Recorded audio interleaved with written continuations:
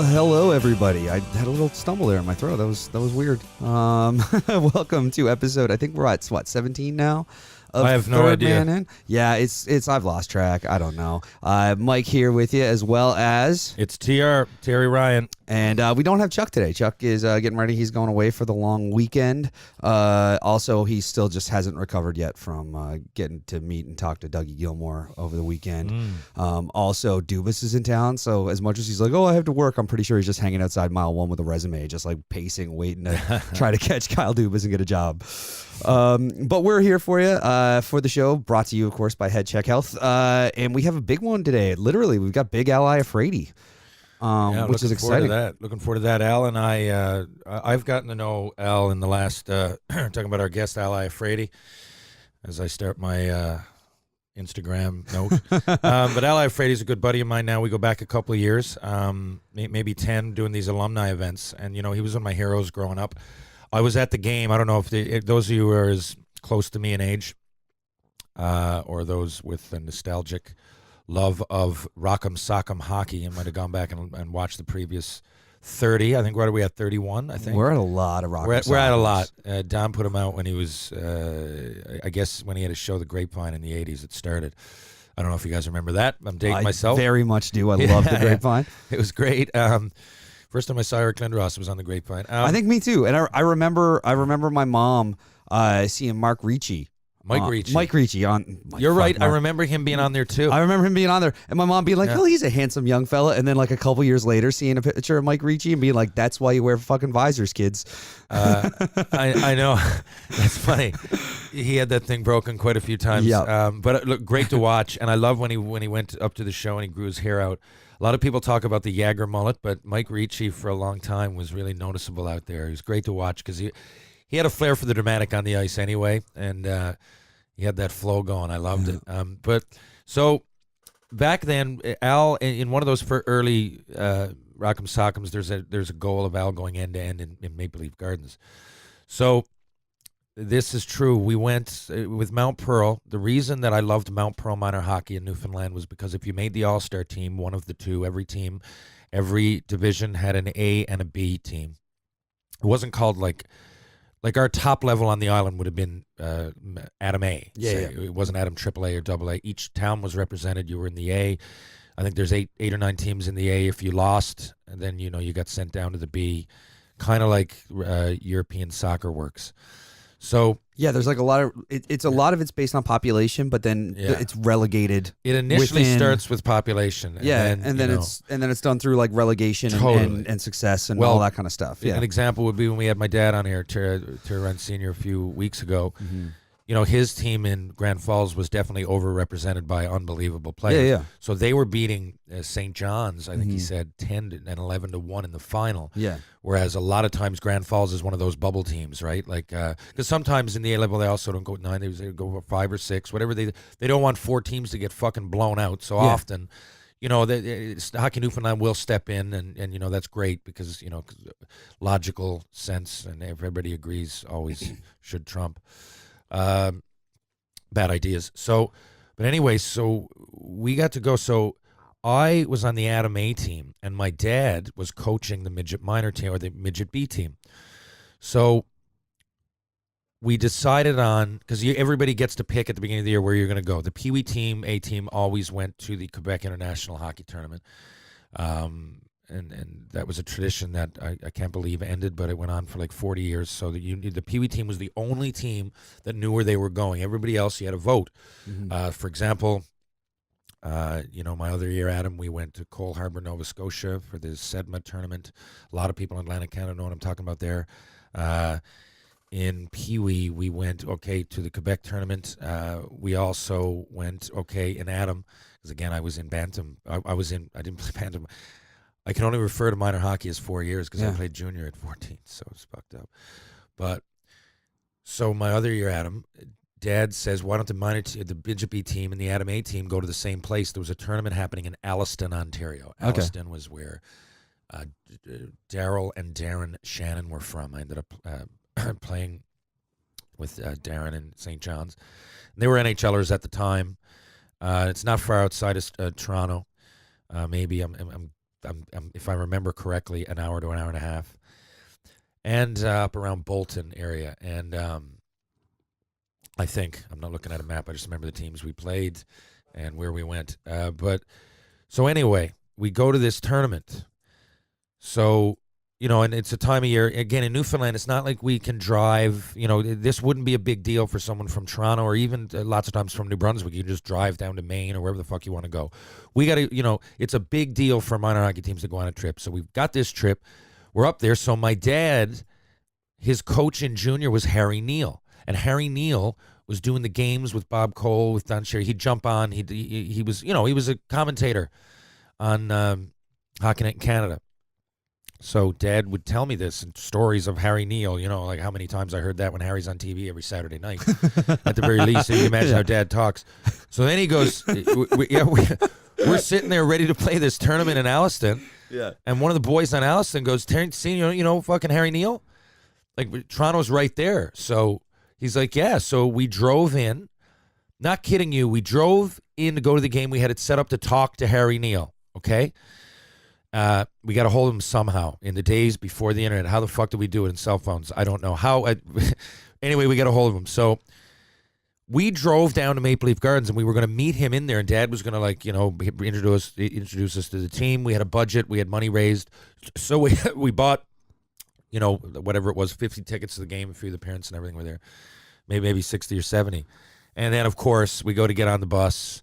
Just, because we ate at a local restaurant and to go back to Maple Leaf Gardens. Lo and behold, they're fake tickets. Oh, no way. Yeah, they're fucking fake tickets. So, and we're like, it's a big deal for us to go to an NHL game. A lot of people, haven't left the island since, I'm sure. Like lots of people don't leave. People got to realize that once, if you want to go anywhere, it costs me or any of us, the closest is roughly $1,000. You can often get a one-way somewhere for like $400 or $500. But if you're coming return, even Halifax, it's often $1,000 or more. It costs less often to fly to London, England, than it does Labrador. Oh yeah, I think the last time I went to Halifax was like, I don't even remember. All I know is it's like it's cheaper to go to Halifax than it is to Gander. Get to Gander. Like interprovincial travels. Interprovincial, it's all fucked up. In provincial, provincial travel's nuts. It's all compared to fucked up, but we're paying a high price. It's not like, when we go over to Europe, and I've been lucky there, I usually wait for hockey trips to even pay for it. I'm serious. It's not like I'm hurting, but I'm not rich or anything. But I wait, in next month, for example, in June, early June, I'm going to Toronto with the ball hockey. I've been to Europe a bunch of times. That's all through ball hockey. I stay over there once I'm there because I figured out when you're like going from Prague to Rome or fucking Amsterdam, wherever the fuck you're flying to, it's like $40 or $60. You can get a train anywhere. We get fucked. And I really do think by extension, that's why I really do think a lot of people over here, like I think world travel is travel. I think a lot of Europeans are very more conscious of, I won't say the environment. I'm not going that way, but like that and other things, like just socially conscious. They cultural seem to be, environments. They're cultural environments. Yeah. They're ahead of the curve. Mm-hmm. A lot of the time because they travel. And just little things like immigrants and things that are a problem here. Again, I don't want to take one side of the fence, but in Canada, there's often an argument. In the United States now, there's a famous one. But I really, there has to be immigration control. How are you going to do it? A lot of people should be given opportunities. What's that argument? But over there, it's not as... it's more inclusive because you're just traveling around in 2 hours. You can go to 6 countries for fuck's sakes, and you're meeting people of all different cultures. So I really do think that in a lot of ways they're ahead of the curve just because of travel. So if you're in Newfoundland, you often get doubly fucked. Because it's not like you can travel a lot in North America anyway. It's so big, but we get fucked just going to Halifax. I want people to know that. So when we were up there, I'm not kidding you, a lot of guys on that team probably never did get to an NHL game. So we're there, and Jeremy Charles, the chef, is my best buddy. He's going to be on here for a while. He was back then too. And we chirped him a lot Saturday while he stood next to us. We certainly did, and we'll get into that. I can't wait to get him on. But anyway, so Jeremy says, fuck it, we should, your dad should get a hold of Harry again. So, which didn't seem like this big brainstorming idea at the time, but we just didn't want to overuse that. We knew that he was getting ready to work and everything. Sure enough, though, Dad tells the story, and Dad can talk. If nothing else, the motherfucker can talk. So this guy down is at the guy taking the tickets feels bad. And Dad gets on, he takes his teeth out, and he's talking about Denny Poppin knocking out his fucking teeth and playing in the NHL, and he got fucked over, and he's like, the least you can do is let me in here. It's my one fucking wish. I was as good as so-and-so, Ferguson or whoever. He's giving the big spiel. He's like, I'm from Newfoundland, I don't get up here much, and I got 50 fucking kids relying on me right now. So, anyway, sure enough, Harry lets us in. So, I don't know how we got in, because Leaf games were sold out every game. Yeah. And we dispersed. They still are. Like, it's ridiculous. Yeah, exactly. And this was Maple Leaf Gardens, and we were dispersed. And most of us were, like, up in the rafters. I think we might have got us press passes or something. But Jeremy, Charles, and I went down, and we fucking walked out to level 1. And we went about 8 rows back. There was 2 people, and we looked in the second period. These seats aren't used yet. And now I realize a lot of corporate fat cats don't use the fucking seats every game now, do they, right? But I didn't know then. I'm like, oh, Jeremy, they must be sick. I remember saying, like, these people are sick. We can't sit in their seats, and you know, because there's a reason they're not at a Maple Leafs game. Either they got in a car accident or they're dead. We're like, yeah, we can't believe it. So anyway, we go down and we sit in their fucking seats, and as soon as we sit down, Al Iafrate goes fucking coast to coast, and that goal was on Rock'em Sock'em. We've never seen anything like it in our lives.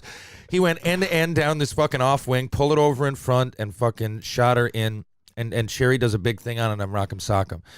And I remember the other thing. Was that your first NHL game? Jesus Christ, that was my first NHL game. I was going to say we saw one in Montreal, but it was, again, the next year, and depend when you went, the next year, for some reason, I saw a game in Montreal at the Quebec Pee Wee tournament. We drove down, and we did the same sort of thing happened there. Which Al played in, coming down from Michigan. Not from Michigan. Yeah. He played in the Quebec it's tournament. Wild, and that was actually it's funny that you even say that, because that's the tournament. At that tournament, a scout came down, and he was from the Vancouver Super Series, and that's how I went to Vancouver in the first place. I often say the Tri-City scouted me at that, but I kind of got scouted at that. Now, you got to realize there's like 150 fucking Pee Wee teams from all over the world, right? So if you lose a game, you get knocked out. Yeah. So we played an International B. So we're like Mount Pearl playing. Let's say there's a team in France. I can't remember. Let's just say, like, there's a couple Canadian teams in our division, like Val d'Or or something, right? There's some town in Quebec. Then you might play Trenton, New Jersey, or you know, like the places that aren't maybe major cities. And you know, from over, I remember Württemberg.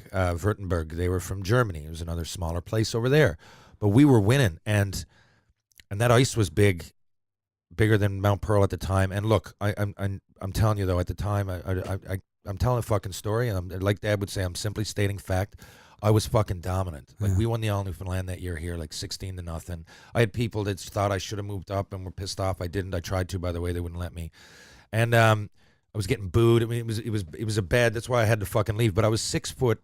I was almost my size now. I was over 6 foot. And almost 200 pounds in Pee Wee. So it's not even Jesus Christ, I was man. almost like now. So you see me skating around now. I was like that back then. So that's why, like, when I went to the Western League, people caught up with me. That's why I went to play wing and kind of change. I wasn't fast. I used to be like Jeremy's a way better skater than me, but for a couple years I was faster because I'm just bigger, and I'm so I could just take it down the wing and come out and get a breakaway out of it. Like that. That's how good I was. So, and again, most of it was growing ahead of the other people. I didn't turn out a giant, so they caught up to me, and I had to adapt. And but I'm saying at that tournament, so a guy came down with it and said, "You can come out and play with us in Vancouver for the Vancouver Super Series." And it was we ended up going to that in the summer, and but this happened. Okay, so he says that. I come home.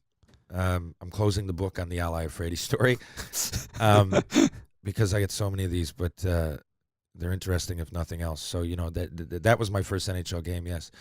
But then in right. Quebec would have been the next year. Yeah. So the next year we go up, and all this, I told you, so we're beating all these fucking teams. And it ended up, we lost in overtime, in triple overtime. And in overtime, what you do, they take a player away each overtime, so it'll go down to 1-on-1 if there's 4. Seriously? So 5-on-5, 4-on-4, 3-on-3. It goes down to 2-on-2. And it was the fourth over, and we played Team Switzerland. So that's what I'm saying. So like we made it out of all the smaller towns that usually Newfoundland loses. Cornerbrook Royals were there at that tournament, and they got smoked the first game, just like Mount Pearl probably did the first game, or the year before, most years. But we weren't only good. Like when I left, okay, I was that dominant. When I left, the boys still won. Yeah, like so. It wasn't like I was the only guy. I was the most noticeable guy, but we were a good team. Like we were playing Team Switzerland. Anyway, we got down and we're in the NHL B. Now they're in A. But and we went down to 2-on-2, and Jason Foote, who we played against in the Fish and Chip Cup, came up in the room afterwards. Jason Foote took a penalty, and they added a guy instead of take away, make it a 2-on-1. It was a 3-on-2, and we lost off the bar going down. It was. To lose that way was at the time, what's the word? Shitty? It was like, it almost felt like, because it was like our first, there was fans there at the game. Like that game just to come to see us, and there was an article in the paper about me, and we kept winning. So I'm saying there was at least 8,000 people in the Coliseum. Well, I remember being a kid, and I mean, you fucking played in the tournament, but I remember being a kid and just even before I was Pee-wee age, remember there was like the books about, I think they were called the Screech Owls or whatever. It was like about a minor hockey, and there was like a book, like books about them going to that tournament. Yeah, exactly. And so that, like the Quebec Pee-wee tournament's always been like a big fucking deal. And there's people that trade pins, and outside there's like a the pins. Yeah. Pins, well, we did that like the fucking all Newfoundlands and we shit. did that too, but there's nothing that you got to see these with like 500 fucking backs on them, and there's pins as big as my head, like crazy pins. Jeremy fucking collected a lot. I'm glad I kept some too. I still got them at home, but and like out in the like tailgates without the booze kind of thing going on outside, and like people from all over the world coming together, and like teams from everywhere, all over the world, more represented than like the World Juniors or something, because it didn't really matter how good you were. The divisions went down to like international H, like there was teams from Australia and shit. So anyway, that was it. So. And all that happened, and we ended up losing that game. But the scout came down, and I went home, and I said, Dad, this guy gave me his card. He wants me to play for Vancouver. Can I please? I swear to God. Took the number, and he said, there's more than you that are good here. And he said, John Slaney only got, because John Slaney came a few years before me, and I loved John Slaney, of course, went 9th overall in 91. And he said, the only way John Slaney got noticed, and look how good he is, he said he only got noticed because they won the Newfoundland Cup and got to go to the Canadian SO Cup. No one was going to notice him in Newfoundland. Yeah. So I said, that's why I want to go. Yeah. And you know what Senior said? He said, but we can take a team full of fucking guys and let them get noticed. And I went I felt so humbled. I'm like, I'm so selfish. He goes, no, I've just been around this for a while. Yeah. We took a team to Vancouver, we raised $50,000 in a few months, and we were like, let's just go this year. Let's go now. And the team that we took opening, like I said, you go to these tournaments, especially hockey, and the host team always plays Newfoundland or PEI or some shit the first game. So everybody gets a fucking free hot dog or pizza or some shit, and the home team wins 10-1, right? That's what was supposed to happen. Yeah. That's what's supposed to happen. And I'm a year young. I'm a 77 birthday. Dad said the 76s are a better class from here. And he said, so I'm going to put you, Kurt Walsh, and Brian Bursey on the 76 team. We were the 3 best 77s. So he said, I'm going to put you guys on that. And he said, then if you fucking do well against the 76s, right in the tournament right there, he said, the Western League will come fucking crawling. Yeah. And sure enough, they did. But anyway, I went out. I ended up getting most promising player of the tournament. There was like MVP. I got a ring at home for it. It was fucking very professional. This tournament was every bit as professional as the Quebec Pee-wee tournament. There just wasn't as many teams. But anyway, we played the first game, and fucking Justin Cook, great guy, great hockey player. Brother Graham, great goalie, hockey family. Justin ended up leaving and going, believe, playing at the University of Toronto or Queens or one of them. But Justin scored with 30. I'll be lying if I said 3. It was less than a minute. Let's say 30 seconds. It was less than a minute. He scores to tie the game up 4-4. Joe Sakic had dropped the puck. It was a summertime tournament. They did not know what to do. People had no idea. Newfoundland are here. We were playing the host. It's 4-4. I can't believe it. I've never played with these guys before. We're looking around. We can't fucking believe what just happened. And I'm going, who was that I just went around? Like, the next game. And they're going, that's Chris Dingman. And Chris Dingman was huge. He ended up going in the first round. I got his 2 Stanley Cups, one with Colorado, one with Tampa, I believe, on my Facebook. A real good guy. But he was a monster. I remember he was like fucking 6'4", 240. Like, and I moved up from Pee Wee. So this was before I went to Quesnel. Like, so I just turned 14, playing with the 15-year-olds, and he was a monster. And there was, then we looked back, and there was guys in this tournament. Jason Podolin, who we had on, was in the tournament. Jerome McGinley was in there. But again, McGinley was playing a level down because I was playing against the 76ers, right? Damon Langkow was in the tournament. Ryan Smith. I remember Ryan Smith. I had never seen him before, and he looked like the worst skater. And I was like, and he went there. He had like 3 in the first period, but the same thing. So I'm getting ahead of myself. Next game, we play Southern Alberta. Ryan Smith, it said he was from Banff. When I lived out west, I played with his brothers in Bentley. I never asked them. I know they lived in Banff. I don't know if, I guess they must have been. I guess he's from Banff. Just don't think of him like that. But we played against Southern Alberta. Ryan Smith's there. They beat us 6-5. That's it. 6-5. Next game, we play Team BC. Now, Newfoundland against Team British Columbia the next game. You think I'm shitting you? 6-6. So now we haven't won yet, but we got 2 ties. One's against Team Vancouver, and the other is against the All Stars from the rest of British Columbia. That's where Podolin was playing for. Yeah. And then, sure enough, next game we play Northwest USA. And we fucking tie them again. So all these scouts are coming down. They're salivating. Like fucking 5 guys went to junior. A couple got scholarships. Kurt Walsh ended up being a 3rd-round pick to the Buffalo Sabres. Got all his schooling paid for. Now he's a cop in Halifax. David Penny went out to Prince George. I got Justin Cook, Queens, whatever it was. And so I can go down the list, man. And that's what Dad did for a while. You know, he really was a provider, not just for me, but he knew, and he wasn't like this guy that hung out at the rink every day. He didn't suck up to minor hockey or Hockey Newfoundland. He wasn't doing it for any other reason. He wasn't trying to be a Hockey Newfoundland president. Not that Jack Lee's a fucking bad job either. I'm not saying he does great in many ways for the kids. I just mean my dad had no ulterior motive. It was just, you know what? These kids are good, and Joe Byrne did it for me, and I'm going to do it for, and the next year when I knew where I was going to go, so we finished that tournament anyway. I get ahead of myself again. The last game is against Team Manitoba. Okay. And their best player was Mike Leclerc. Mike Leclerc played for Anaheim. It's spelled Leclerc. Played for a couple teams, but I bet he got 500 games in the NHL. Amongst others, he was their best. But they had a bunch of draft picks. But it's at the beginning of the game, and we're all talking about it. And I know you're going to think I'm fucking around, but we went out. So for some reason, there was like a day off or something, and we all went out, man. And we'd never been on the we hadn't been on the booze together. We're 14-year-olds; they're 15. Okay, I'm turning 14 that year. They're turning 15. So at home though back then, and there was none of this like AAA get together and play hockey. So we were arch rivals. Yeah, I think we really got off on the fact that, and we were all the best players in the province. So there was the first time that anything like that had ever happened, that all these players get to come together. Now, again, you'd know at your first hockey school because everybody plays together. Yeah. You know, the best players from Mount Pearl play with the best players from Gander, from St. John's. But back then, it was not the case. You were fucking enemies. Yeah. And, you know, the amount of times we played each other in important games, even up to that point, up to second year Pee Wee to first year Bantam, you know, there was a level of hate on. Yeah. So I think we got off on the fact that when we met each other, we had a lot in common, first of all, because we're the best players. So on each team, we probably go through the same sort of things. We definitely train the hardest, if you want to say that. You know, we're all athletes, so we knew each other from other sports. So we kind of got off on that, and we thought we had a great tournament. All these people come down. We can't win now. The game against Manitoba doesn't mean shit.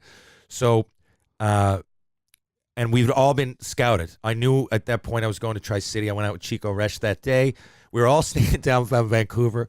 We all went out, man, and we met up. We got into a bar. Again, I used Vaseline and pepper on my face, as referenced in my book. I had to look like stubble, right? So me and Jeff Howell and Davey fucking Steele. Jeff Howell and Davey Steele from the Avalon Minor Hockey Association. Just saw Davey the other day. We went into a strip club. And this is like fucking 2 in the day. So this was you're my 14 years old. 14. You've got Vaseline on your face, so black pepper will stick to it and look like stubble. And I got my hat right down like this. Third man in one right now. I got it right down. 3inmypodcast.com. Yeah, and I got it right down over my eyes, and fucking I got in. I might even have had shades on. Whatever it was, I got in, and so did the boys. And like you said, you're like 6 foot 200 at this point. Exactly, and they're a year older. So Justin Cook, I remember, like actually starting to get the stubble and everything. So like, he, with a hat down over his eyes, he did look, and he was bigger than me.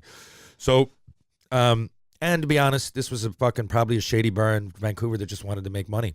And we raised a lot of money for this. So I didn't even know, I didn't know the concept of money or even, we all had $800 in our pocket. Yeah. We went on bottle drives. We went crazy, and we loved hanging out with each other. So I'd go on a bottle drive every day of the week. If it meant, what do you mean? Mom would go, it's unlimited, just whatever you want to spend out there. Yeah. So we all had deep pockets. So we got out. And I remember we got a big fucking meal at a place called Uncle Willie's. It's this fucking buffet place. And then we just went and we let the night take us away, man. We bought some beers, we ate them, we drank them over in the field. We got into a couple more bars. Most we got kicked out of, but a couple we all got into, at least for a little bit. And we had one of those coming of age moments, man. So it was my first brush with ever having to play guilty and being hungover the next day. I can't believe I'm saying this, but we had to play fucking Manitoba. So we're all got on the beer for the first time, really, the day before.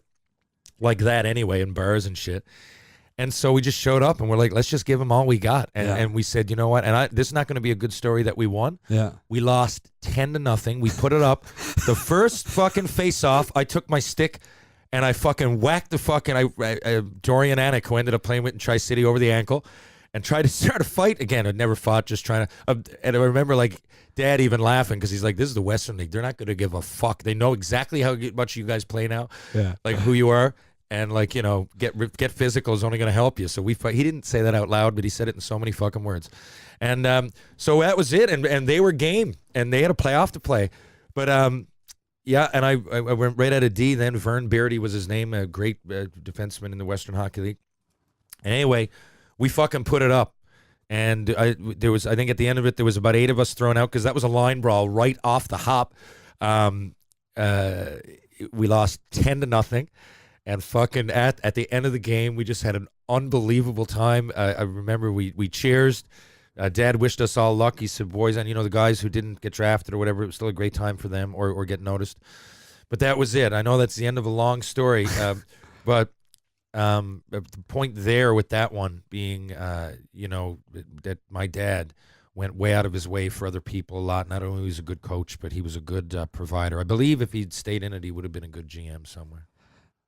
That whole story is just absolutely incredible. I can't believe that all started from you saw Al Iafrate score on Rocky Sock'em and go from there. I told you I can talk too. Yeah, we'll take a second after that story about an incredible tournament in Vancouver to hear from a good Vancouver-based company, a good sponsor of ours that are friends of the show, and that's HeadCheck Health.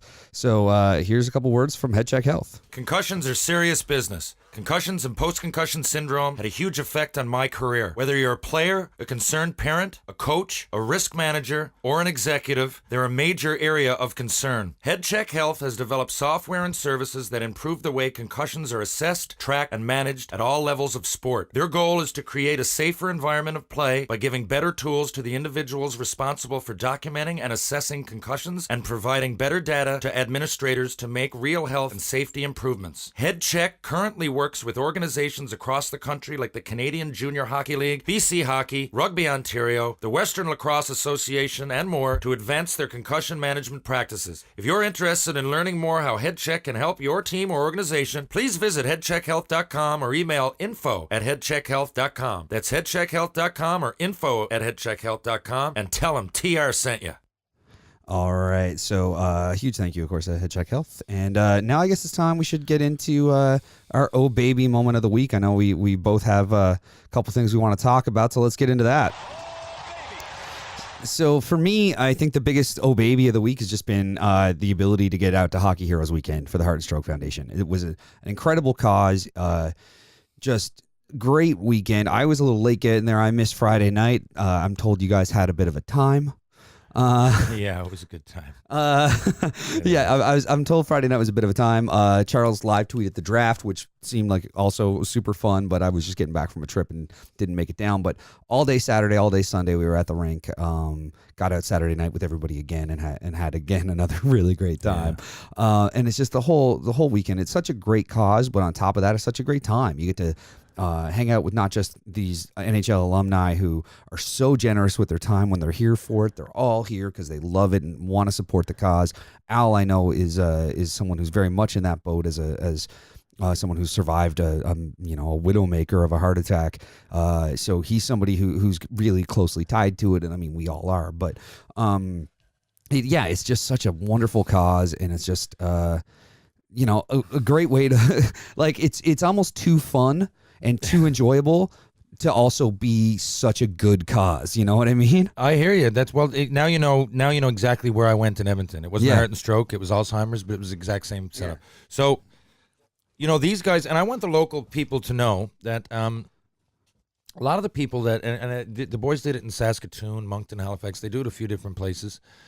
The people that come to Newfoundland, they're not doing it out of any obligation. Their shit gets taken care of over here and everything, and they get a few bucks, but like nothing like you think. Like people often think there's some level of obligation. They're doing it because they love reaching out, they love the cause, and they love the places they're going to. So when we're here in Newfoundland, and a lot of fans come out, and I think they get mesmerized sometimes. Like and they don't. I love it. There's a big reason that people come, and we'll have a beer with them, but I don't think anybody fawns over them. Not that they do everywhere, but celebrity on George Street often doesn't mean much other than do you want a beer? Yeah, exactly. Dougie Gilmore was a little bit, he was surrounded there, but that was a tiny bar. It was really only 7 or 8 people that were doing it, and for the most part, so people don't really know. And they ask me often. I'm like, like Shane Corson, I play with him, and he loves to have a good time, and just always smiling. And I can speak firsthand about him and Al and these guys because I know them. But like Eric Daze, for example, I played with Eric one game, the CHL All Star game, but I'd never seen him again. Like people think because of that game, and there's highlights on TV, and he played. I barely talked to him. That was one game, the CHL All Star game, man. We played with Team Quebec or 10 guys from Quebec and 10 guys from the West against Ontario. And I just saw him flourish as a player. It doesn't surprise me. I have stories from that one game. I thought he was unbelievable. I don't know what kind of guy he is.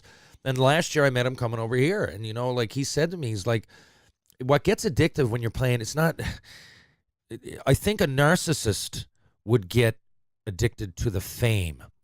What happens is that, and there's a fine line between what I'm going to say, but a lot of these guys are addicted to that feeling of making other people feel good. So it's one thing to come out and have someone see you and, look in the mirror and think that you're all that, they're still giving me fucking attention, man. It's another thing to just know, because you've been in that position. Like for me, the first time I met John Slaney, for example, it doesn't even have to be someone huge. Like, they know that, and they know what it feels like, and every time you do that, you feel it for that person, and it's so humbling. And in my case, 8 fucking games in the show, and a book, and a few fucking acting. I'm struggling to do up a resume that even qualifies to be at these things. But like, so when some kid comes up and asks me for my autograph, I'm like, that's really humbling. So like for a guy like Gilmore and Corson and Daze and Denny Savard and Al Iafrate and Brad May and fucking Jamal Mayers and these guys, like, they're touching so many fucking lives just walking in the room. Yeah. And that becomes, to me, the karma of the whole weekend. And so everybody wins. Money gets raised. They have a great time giving back.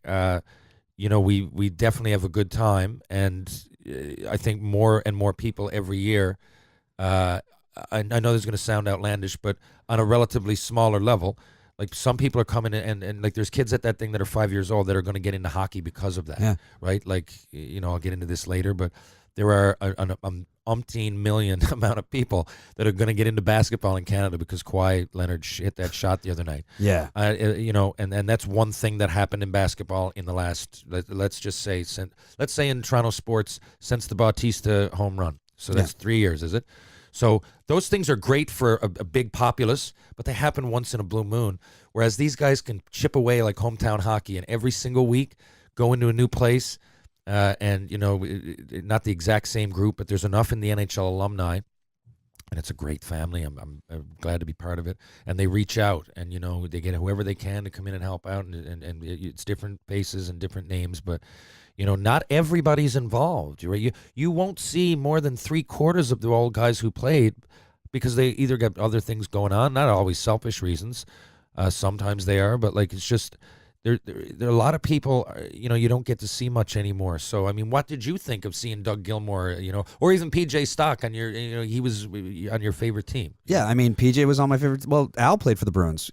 Al played on the Bruins and was like incredible. He had 13 points in 12 games. I know, it was insane, and it was the year he played hurt himself. Yeah, he played on the Bruins that year that the year Neely put up like 50 and 49, and like so he played and would have probably, if he hadn't gotten hurt and missed the next 2 seasons, he probably would have been like a Bruin for the rest of his fucking career. Yeah. But like PJ played for the Bruins and stuff. It was so cool to see like all these guys and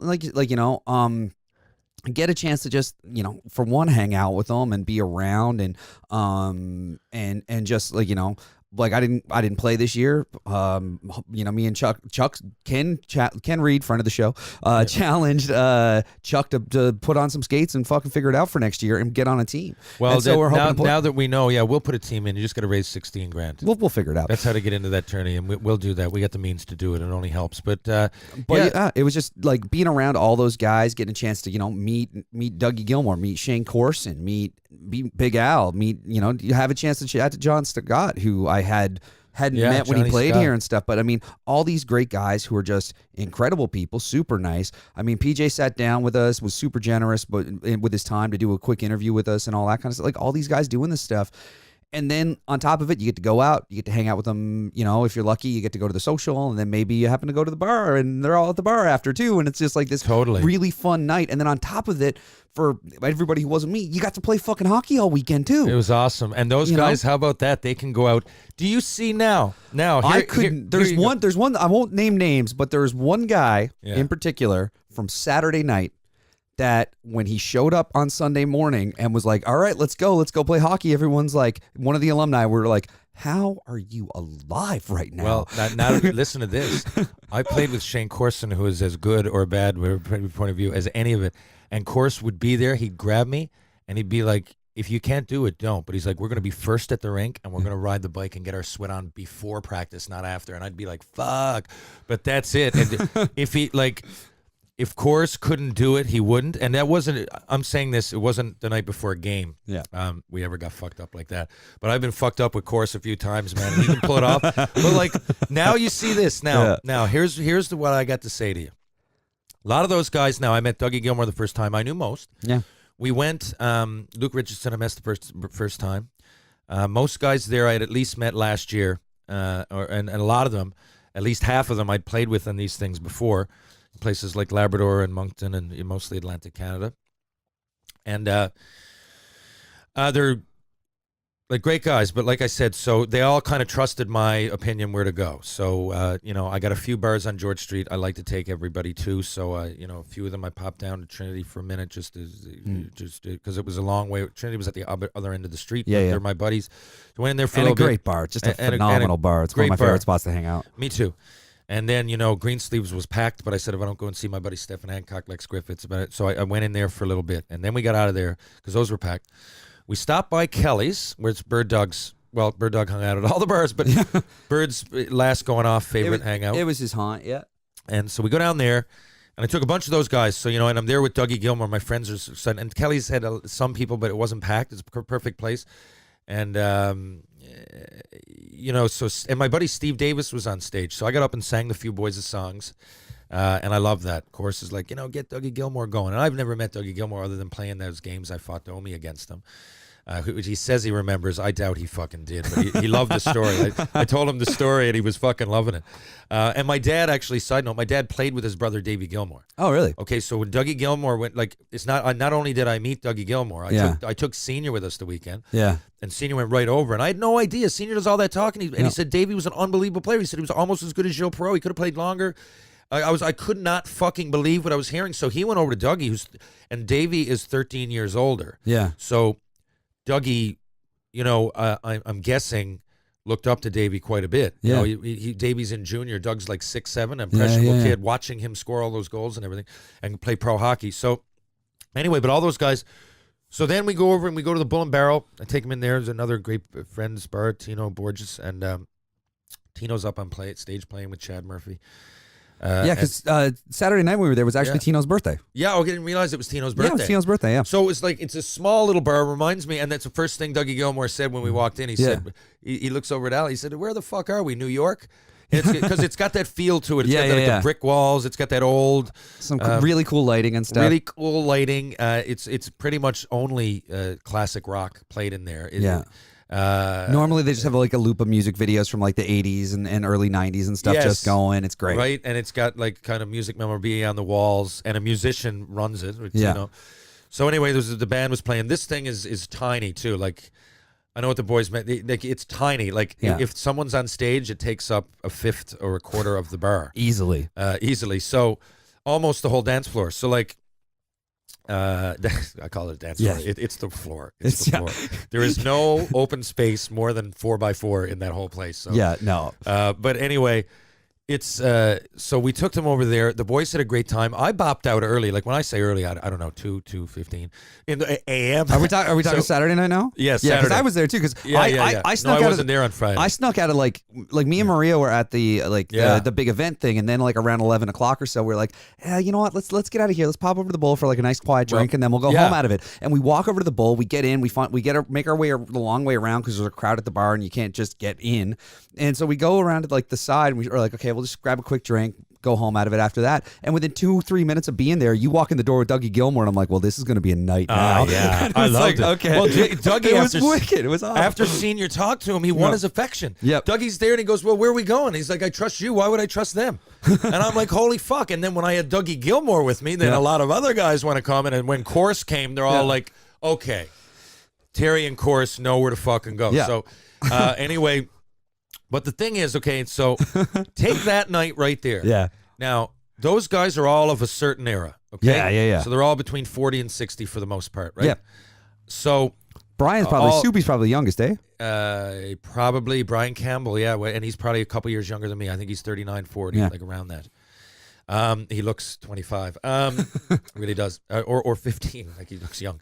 So, but what I'm saying, I guess, is that you see how that was that night? Yeah. That was a night out with Corson in the NHL. Yeah. That doesn't happen anymore. I'm not saying that was the night before the game, but you'd get a bunch of guys like that if it was the night before a game. Yeah. And you'd go to a place like that for even one, but everybody would go, at least the most part of it. So, 3/4 of the team would always be around each other. Yeah. There was overlapping. Some people would be sick. Some people really do have a fucking anniversary or something. They had to call their wife. But for the most part, you hung out, right? And that was an unwritten rule.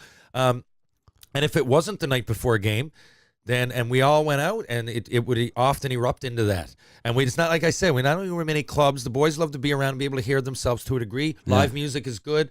Order some drinks. Be in a place that they can hang out together, and that right there is what I'm saying. So imagine the camaraderie that goes with that, as opposed to going to your room and playing fucking what's that fucking game? Fortnite whatever, all night. You know what I mean? Yeah. Like, I mean, there's a time and a place for everything. I'm not saying you got to go and get fucking corked. Lots of guys on my teams didn't drink, but you gotta hang out together, man. And and if not, we're all just a bunch of fucking robots. You got to enjoy life too. And I believe that things like that are what trumps analytics. That's what I do. And that's something we're gonna bring up a little bit, little after, in a little bit, we'll say. But yeah, it was just. I can't say enough about just how cool that whole weekend, that whole experience was. I got to redeem myself a bit with some play-by-play. I got to do it again. I'm getting better. One of these days, I might actually, have somebody besides us get me to do it. Well, you got to start somewhere. Well, you fucked up that opportunity at the Jack Burr, and now you're getting better, but you need that. You need someone to get you back in. I gotta make up for that one. I gotta make some calls and get my reel sent around now, and kind of go from there. But it was such a great weekend, and I still just it took me 2 days to get my voice back. I'm only now able to talk, which is good that we were talking about recording last night. I don't think I would have been able to do it. But oh man, what a great time, and I can't say enough about the Heart and Stroke Foundation and this event. Like we said, we're gonna put a 3MI team in next year, and it's gonna be Before great. I forget, what am I on in Instagram again? Terry Ryan 20? 2020. 2020. I'm 20 on. Yeah. Okay. So Instagram, eyes, vision. 2020. Ah, nice. That's how I always remember. It's a visual thing, so it's 2020. So if anybody, I always forget to drop this, like when I'm on major shows and everything. But like it happens here and there, so I always miss my opportunity to say it, like Spittin' Chicklets, for example, or Primetime Sports. But anyway, for anybody out there that wants to know what a night or a day with my dad is like, I believe I posted some stuff for the weekend, not just on stories. I think I posted like a video. So Dad was in there, or 2 videos. Andre Waugh and Kevin. It's always some of the boys come in and visit Dad. So Andre Waugh and Kevin Reed, Ken Killer Reed from Sportsnet, or Ivanka's friend. Yeah, Andre Waugh and Ivanka's friend came in to the basement. And holy fuck. I mean, Andre Waugh is a fucking Stanley Cup with Tampa, and he couldn't get a word in. And Senior was just telling him stories, and we were in the basement, which is a fucking hockey museum that would rival some sections of the Hockey Hall of Fame. But anyway, check it out. I don't know what to say. One story, he was telling the Denny Poffin story, and another one where he got in a fight, and I'm sure he's Ian Turnbull. Ian Turnbull story, yeah. Well, the Turnbull story, I always assumed he's talking about Ian. I don't know if I heard him say Ian, because there was a few, but I'm pretty sure, given age, who he's talking about. Yeah, but fuck, what a time. And yeah, so that was great. That's just that's my old baby. That whole fucking experience was my old baby for the was my old baby. You got one? I guess this is what I'm gonna say. I guess we got 15 minutes before Al comes. Before Al gets on the air. Yeah. Before Al comes, Al could probably come 7 times a day. Who knows? We don't really know. Judging by he's like Bill the Spaceman Lee. You never know. So, what was I going to get at? Okay, I'm going to say something. I'm going to give another example of how sometimes the mental part of sports, like the obvious to me part of mental sports that sometimes gets left by the wayside. Terrible way to introduce that, but I'm just going to point out something about the mental part of the game, which could be true or not true. How about that? Well, first of all, we all know if you're from Canada, you saw Kawhi Leonard the other night. If you're a sports fan, you should have probably seen this shot that he made. Now, I think there's a lot going on. I've often said that in analytics, hockey analytics, and Jeff Merrick says it's just knowledge. Analytics means knowledge. Information. Yeah. Now, okay, I get it to a point. Okay? It is information, but what happens in a lot of these games, and you talk about karma, look at Embiid, Joel Embiid early in the series. He's flying around. He's doing Superman. He's looking at the crowd. This is game 3, and they're up 2-1 on Toronto. And they smoked Toronto, and he's acting like just a fucking dickhead. Something like, I wish I could get that motherfucker back, right? If it's hockey, someone grabs him for sure. So, anyway, Kawhi Leonard, who's the Toronto Raptors have this year, it came across him. He only played 9 games last year in San Antonio. He had a fucking big-time beef with the staff and everybody else he wanted out. And when we traded for him in Toronto, listen to me, jumping on a fucking bandwagon. When Toronto traded for him, they didn't even know if he was going to play. But he came. And this fucking guy, attitude, wow. He's a rock. He doesn't get too down low. He doesn't get too high. There's something to be said for passion. Don Cherry's down on that, but look, I think he just controls his emotions. He's clearly passionate. The shot went in, and he nearly fucking exploded. He nearly fucking spontaneously combusted. So he clearly gets emotional. He just knows when to let it show. Yeah. And this guy, he won't say boo. He's out there. He's not on social media. He doesn't try to get likes on Instagram. He doesn't try to get retweets. He's not doing it because of any of that shit. He doesn't even. The only reason he does interviews is because he's obligated to, as the best player on the team, one of the best in the league, former MVP of the playoffs. And he goes out and he gets shit done. So much symbolic happened when he went over Embiid to score that. It bounces around, but you know what? When you've got those guys, when you got Sidney Crosby, scores the big goals. Yep. Vancouver, for example, the goal he got in the Olympics. Wayne Gretzky, 802nd goal. Fucking where does he get it? Back in fucking Edmonton. Mario Lemieux scores on his first shot ever in the NHL and his last shot. Give it to him against the fucking Russians. It's under the bar. That game back from cancer. Yeah, like, back that kind of shit. Yeah. There's always this karma that follows these guys, and there's something about it. And basketball fans out there, like, there's a reason DeMar DeRozan is DeMar DeRozan. I loved him in Toronto, and he loved Toronto, and that's great. But he's not Kawhi Leonard, and when you're Kawhi Leonard, you get those fucking bounces. And not that DeRozan's a fucking dickhead either. I'm just pointing something out about sports. And Kawhi Leonard has the right attitude. But basketball's full of fucking jerks, by the way. I love it. But there's a lot more people that are on stage that are making a big deal of it. It starts, I think, with wearing whatever you want to the fucking rink. I'm not Don Cherry, but I do think hockey players look great going to the rink. At the very least, wear some matching fucking tracksuits or something. I just think it sets a bad example where people acting like clowns. It takes a bit of it's the individual versus the team mentality. It's like it's you know the fuck. There's in fucking Brooklyn Nine-Nine. There's like the first episode is a whole thing where Holt wants Jake to wear a fucking tie, and it takes the end of the episode for Jake to go because it's our uniform and it bonds us as a team, and that's exactly. But what I love about hockey is they're not saying wear this tie. Yeah, they're not saying wear this uniform. They're saying just dress nice. Yeah. You know, we can even do without the fucking tie, but we'll dress nice. Yeah, just the general dress code is in itself totally, a uniform. and that starts with it's an extension of your uniform. On the way to the rink, we all have this rule. It starts. We all have to do this. So you go to the rink and look, I don't know a lot of it, and I love Steph Curry, one of the best athletes in the fucking world. Great attitude for Durant, Kevin Durant for that matter, Golden State Warriors, the best. Michael Jordan, are you kidding me? But I just think in basketball lately, there's a lot of people on their own page like. This fucking Kyrie Irving with Boston, and I'm going somewhere with this, but a lot of this, first of all, analytics is one thing, and you know, Kyrie Irving, give me all the analytics on the guys you want. Give me all the analytics on Russell Westbrook. I'm talking basketball here for a bit. You know, triple doubles, 40, 45 of them last year, some shit. Doesn't matter, man. Attitude goes a long way, and you know, karma happens as a result. I never believed in ghosts in the form. I just think they had the best teams that were resilient and didn't get down and stayed on top of fucking things. And Patrick Waugh played unbelievable in 1986. I don't think any ghosts help him with that. I think there's karma, but you know, but I almost think it's scientific. Now, I will point one other thing about that. Jeff Merrick, like I said, he says it's just information. It's information to a degree. Hockey analytics It is information. Anything's information. For me to tell you that the Montreal Canadiens have a 23% power play successful level, I mean, that's information. Yeah. Vladdy Guerrero, baseball, is got a lot of girth. That's information.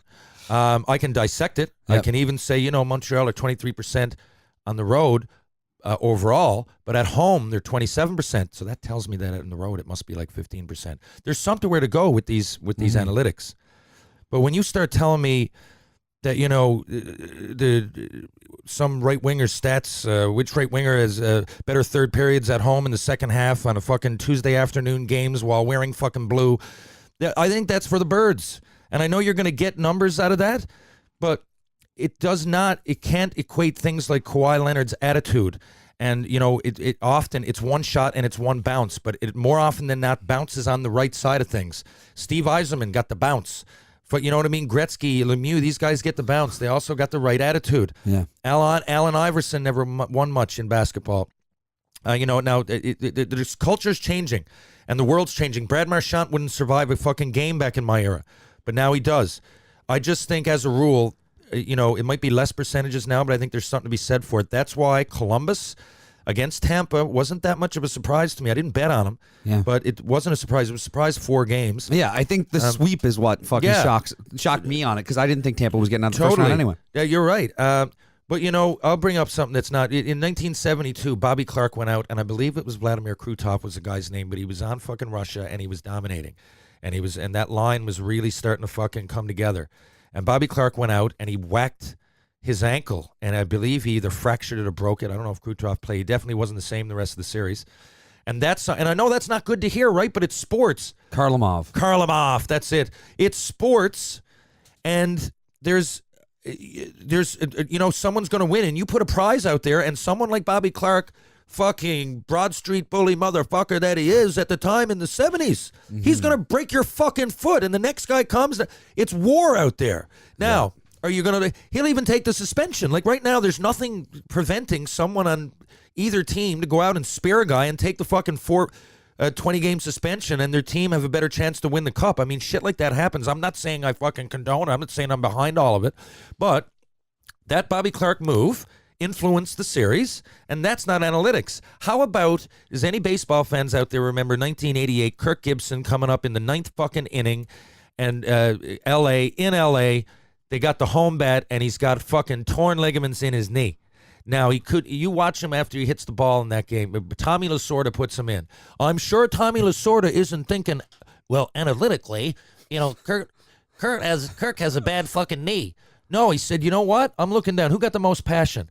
Gibson should have been out for the next 3 months. He was only there in Simba. I don't even think he expected to go in.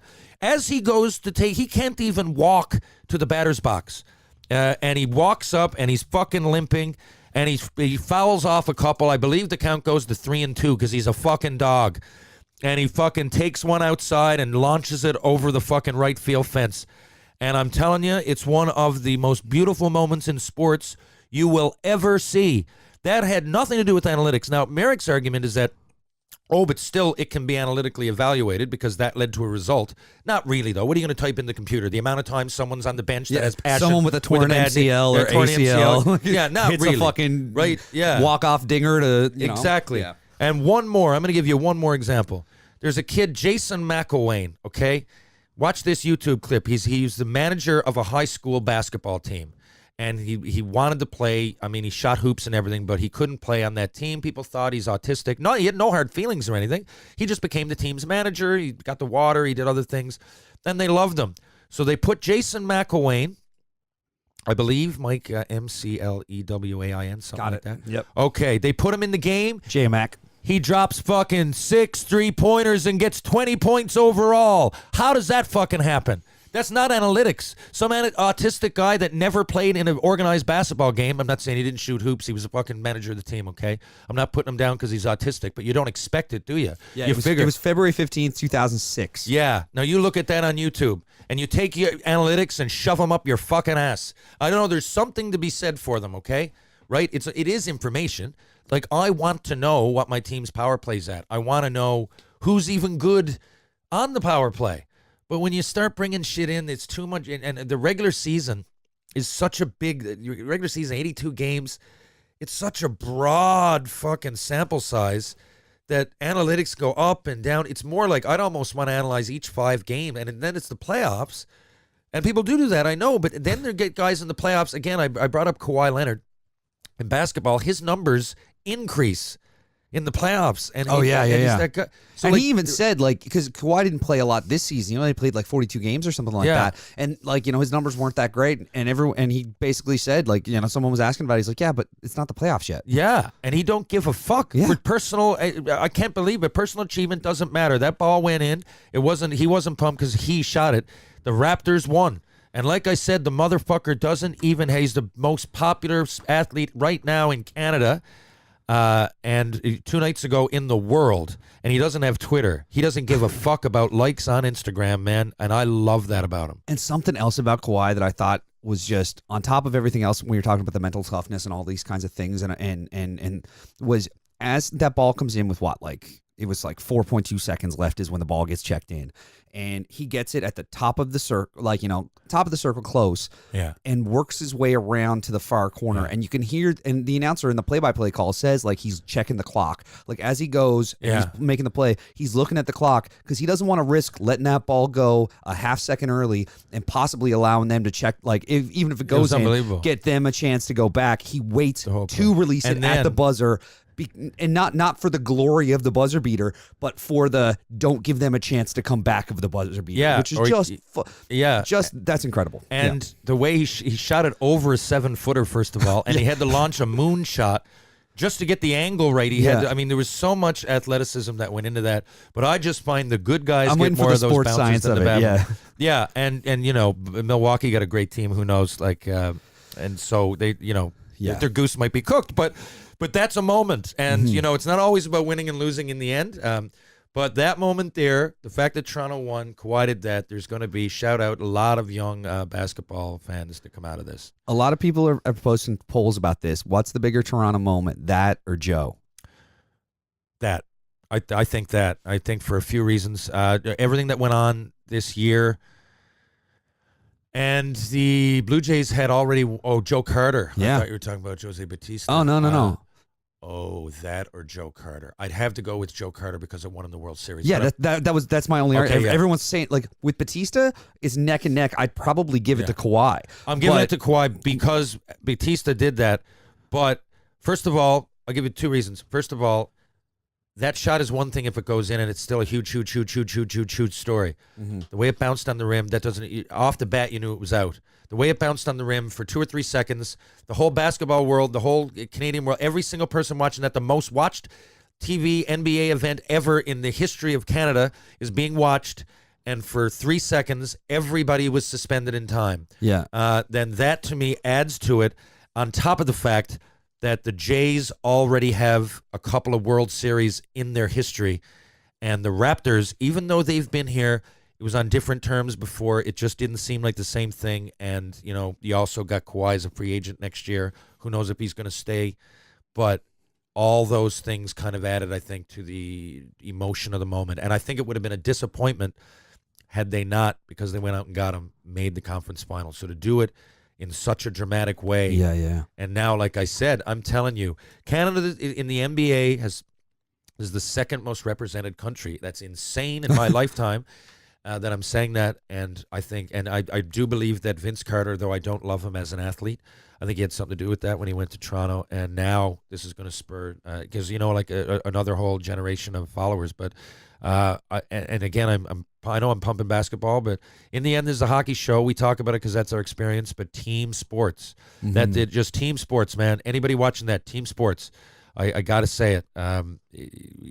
Everything. You look at the emotion in that moment, and all those guys. Kawhi sunk the basket, but what hard work. For 5 minutes before that was the best defense I've seen. The shot clock violations twice, 2 or 3 times. And just guys working their fucking nuts off for a common goal. And that is what sports are all about. And on that note, let's take a minute and hear from one of our sponsors. And when we come back, we're going to have our guest for this week. So we're going to listen to a word from Miller Lite. And then when we come back, we're going to have Big Al Iafrate here for you. We'll be right back on Third Man In. Here's a few things to know when opening an ice-cold Miller Lite. They brew their beer to 90 calories and 3 grams of carbs per 355 milliliter serving. And they also brew for great taste. It's this great Pilsner taste that's made Miller Lite a favorite for our beer drinkers everywhere. Miller Lite, 90 calories, 3 grams of carbs. It's Miller time. Okay, ladies and gentlemen, it is a pleasure for me to introduce my buddy, former Olympic team, U.S. Olympic team member.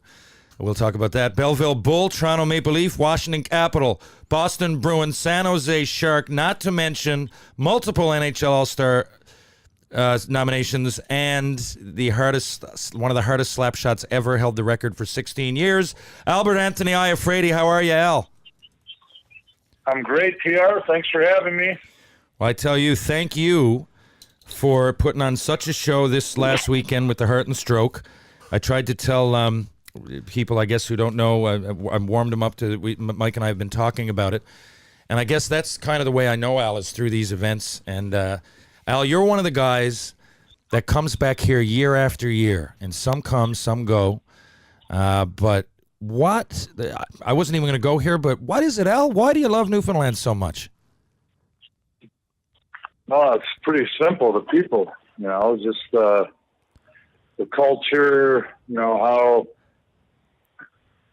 inviting everyone is and accommodating. It's kind of the last untainted place in North America, I think. Well, and I just for those who don't know, I love coming back there because no one's offended by everything, so you can just have a good time and meet lots of great people along the way, and just how beautiful it is. And I can go on and on. No, that's every year I come there, I meet, I guess, 15 new people, because I got drafted by a different team for, an event. So I'd be really sad. I'd probably start crying if I didn't get invited back. Well, and for those who don't know, Al and I have done these. Like, it's not just St. John's. The Heart and Stroke happens in St. John's, but we've played everywhere from Fogo Island to Fortune. We went on a tour last year, Al, I believe it was 2018, to Northern Labrador. And we played in Nain,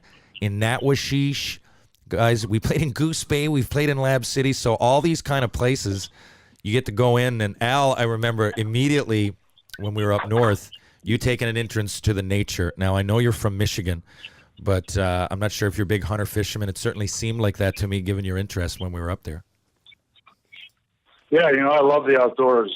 Grew up hunting and fishing with people that hunt and fish. Boating, the outdoors. That's kind of what Michigan. That's what people that live in Michigan kind of live there for, is the summer, so they can head up north, up to the lakes and go fishing, snowmobiling, all the things you can do, the same things you guys do there. Everyone wants to hunt, fish, snowmobile, boat, tube, sit around a campfire, have a few cocktails. Well, I hear you. Same same kind of climate. I mean, it gets a lot warmer in Michigan, but yeah, of course. But we got the icebergs. Fuck it. No, it's very similar. You're right. Now that I can judge. It's the only thing. Glass is always half full with me, Al. It has to be. This is the weather I live in. But I'm going to go back. So speaking of where you're from, in Michigan, I want to know. You explained this into Terry Senior's basement one time, but your transition. So I'm looking at your junior career with Belleville. It's 10 games. And you explained to me that you were on the U.S. Olympic team, but there's no hockey DB that tracks what happened before that. And the next year you're on the Toronto Maple Leafs, all within 2 years. So explain that transition and how it even happened. Geez, it was like, I think it was more like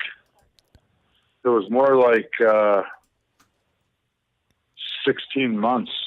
Jeez. It was the fall. It was the summer of 1983. We had just won the national championship on a midget team in Detroit Computer. Okay. Played Eddie O's Team Illinois. And then the other guys that are my age that ended up in some other guys from different places out east and stuff like that, played in the tournament, won the national championship. All the state winners go to it. Kevin Hatcher was on that team with you, wasn't he? They had a tryout. They had a tryout in the June or July of 1983, and I went to the tryout. It was like a regional tryout, and they picked me and Pat LaFontaine from that district, we'll call it. And then from that district, he went to the sports festival in August. So I went to the sports festival and played for Team East. They had a north, south, east, west. And me and Pat made the team. And then they announced the Olympic team, the U.S. national team. Jesus Christ. The 28 guys and then made that team and then traveled around the world playing with, we played teams from the CHL, which was, a minor pro team, or league back then.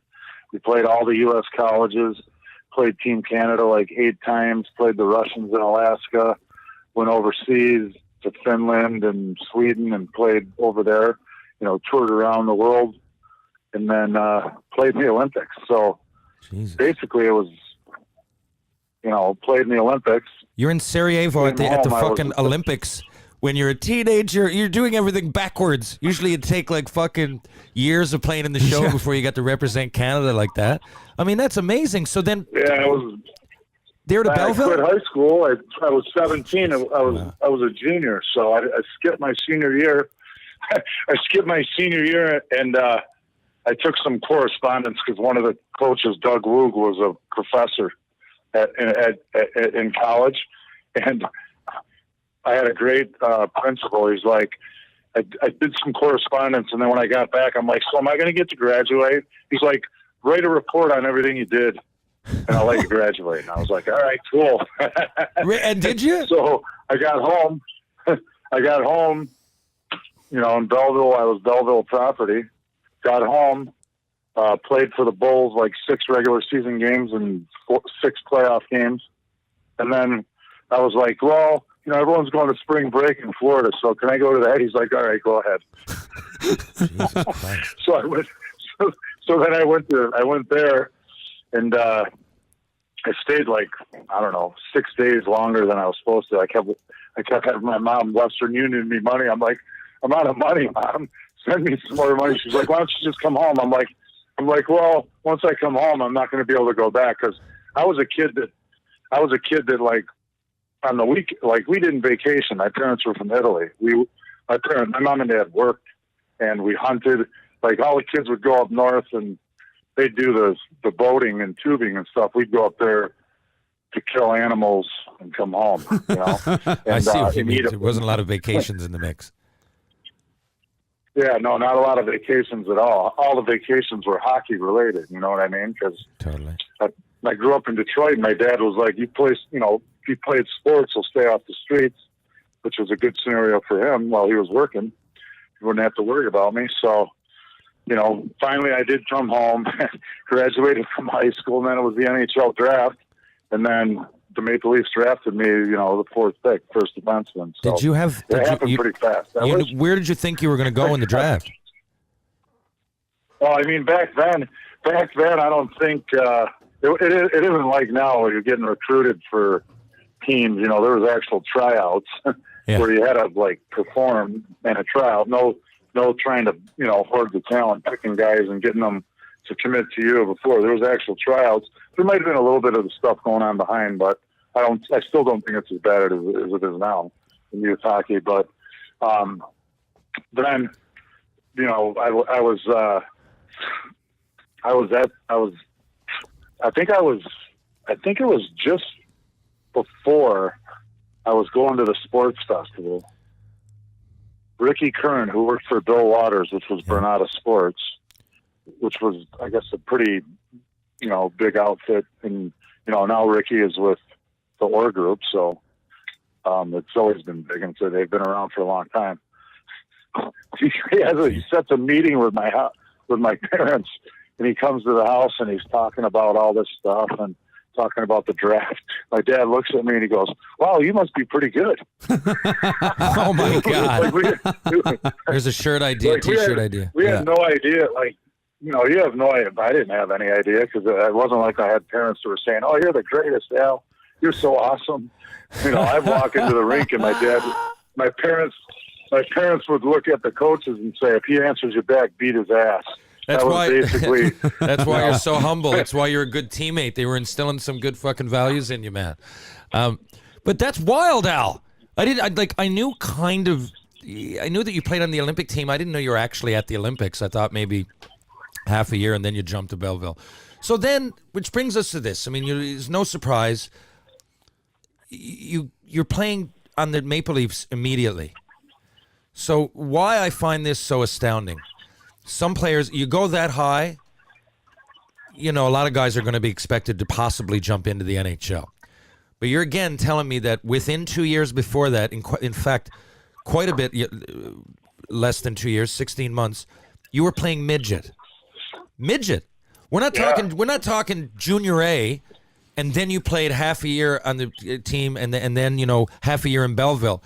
Your time in major junior was a dozen games. It was less than an NFL season. And your time in the Olympic team, although great, came directly after midget.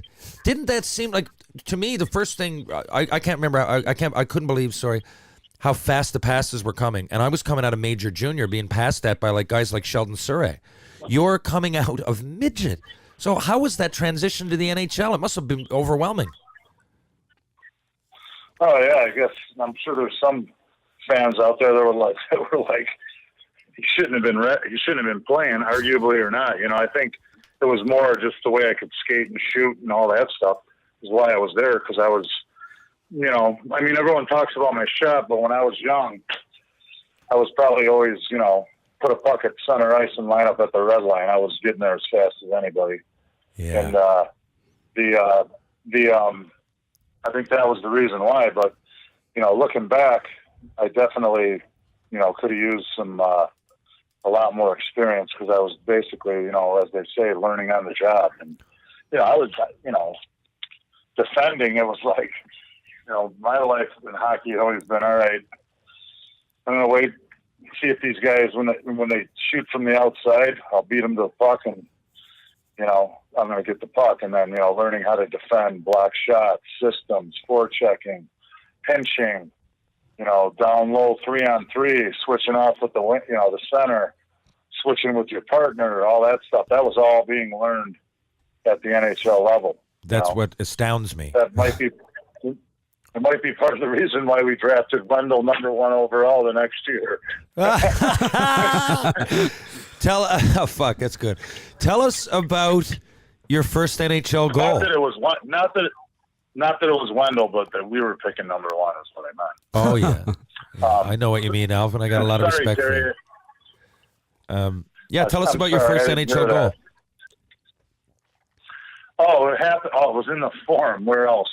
The Montreal Forum. Jesus. It was probably like 10 games into the season.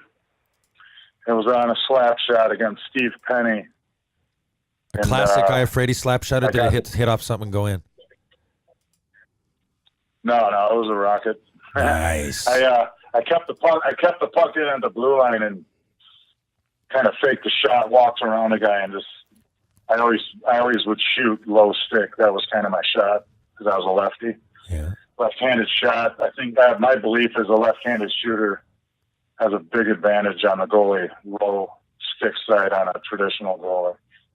I actually was watching while we were getting ready for this. I was actually watching a video, like a couple videos and stuff, just going through some different things, and saw you doing a promo. I guess you were in Halifax a few years back for Heart and Stroke, and you were teaching Paul Brothers, who I've known since high school, how to take a slap shot. And that's exactly the same thing you said to him: is go low stick if you're left-handed.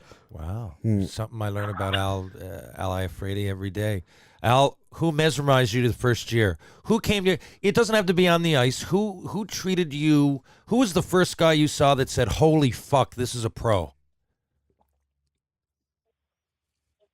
I would have to say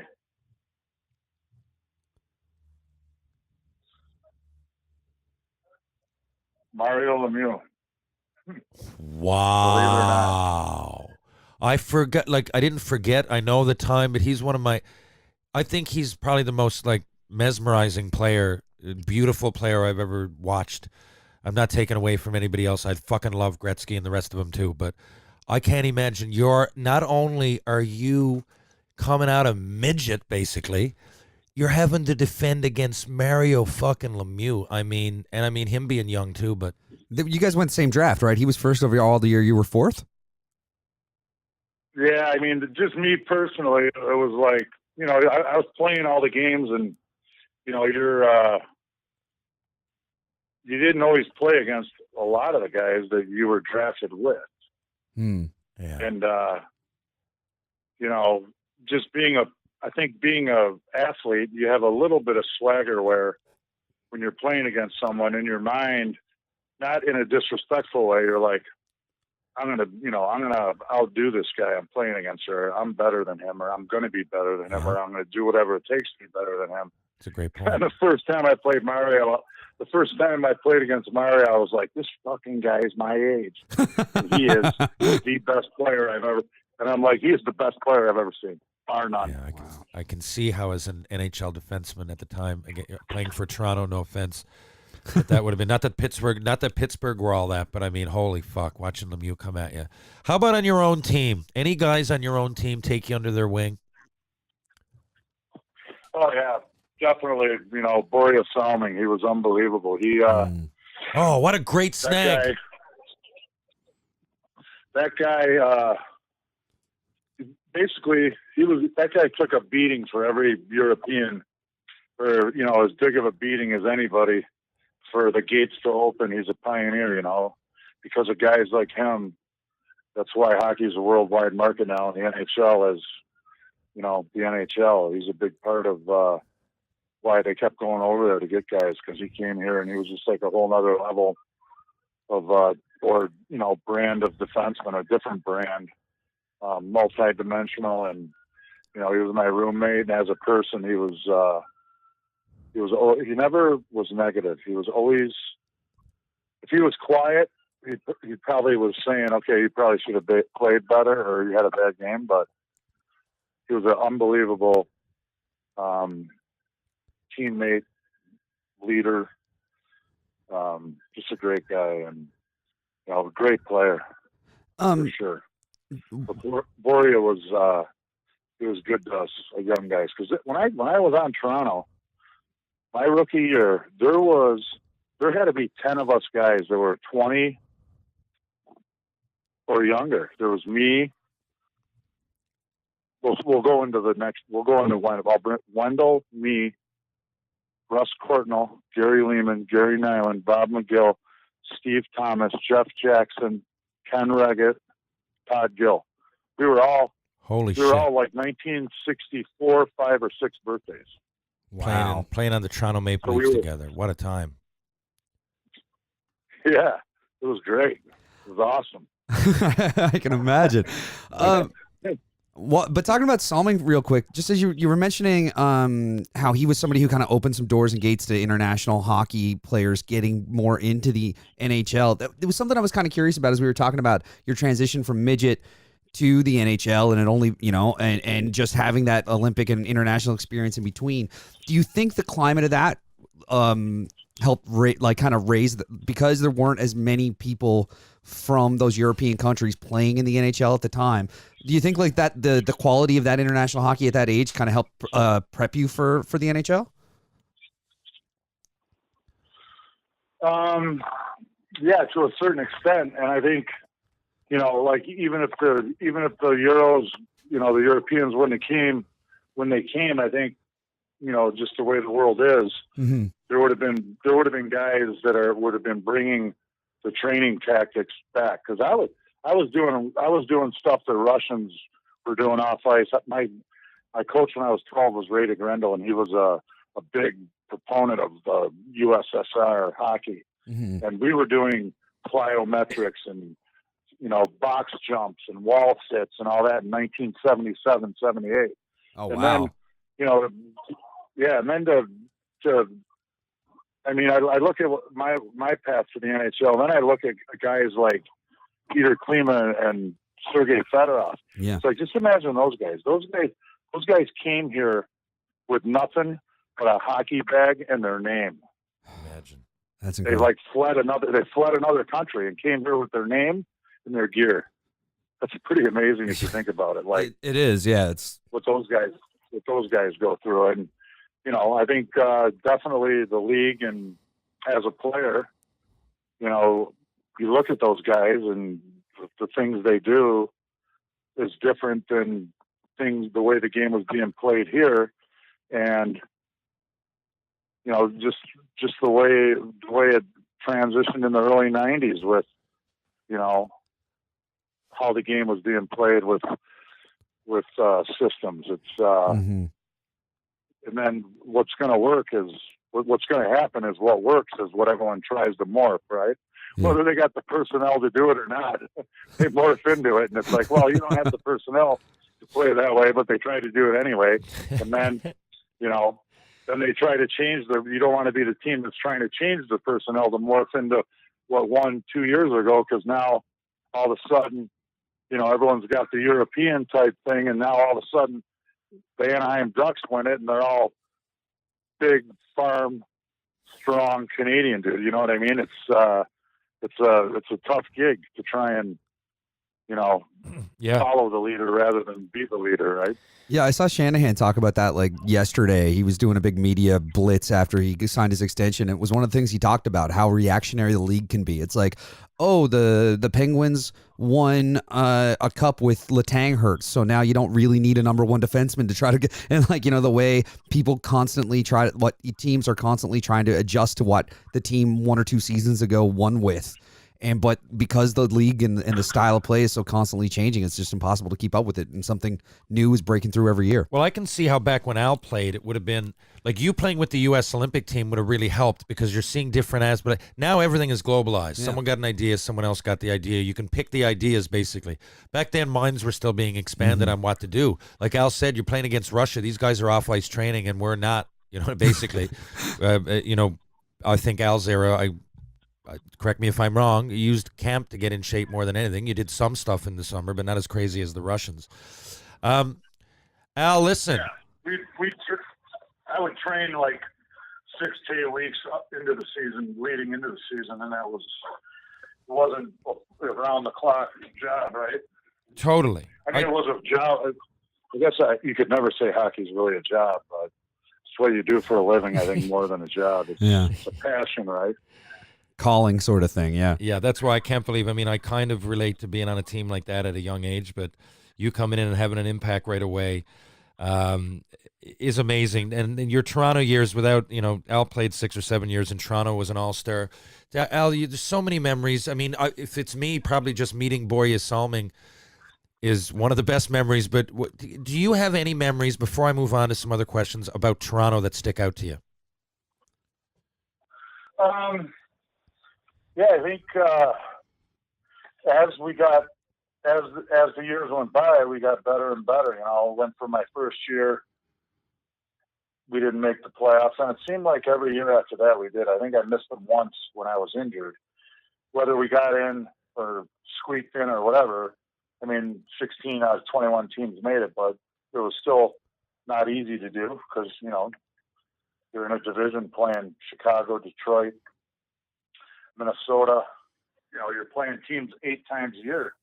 And, you have great rivalries, but good point. I'd have to say it was the 89-90 season where I think it's still a record.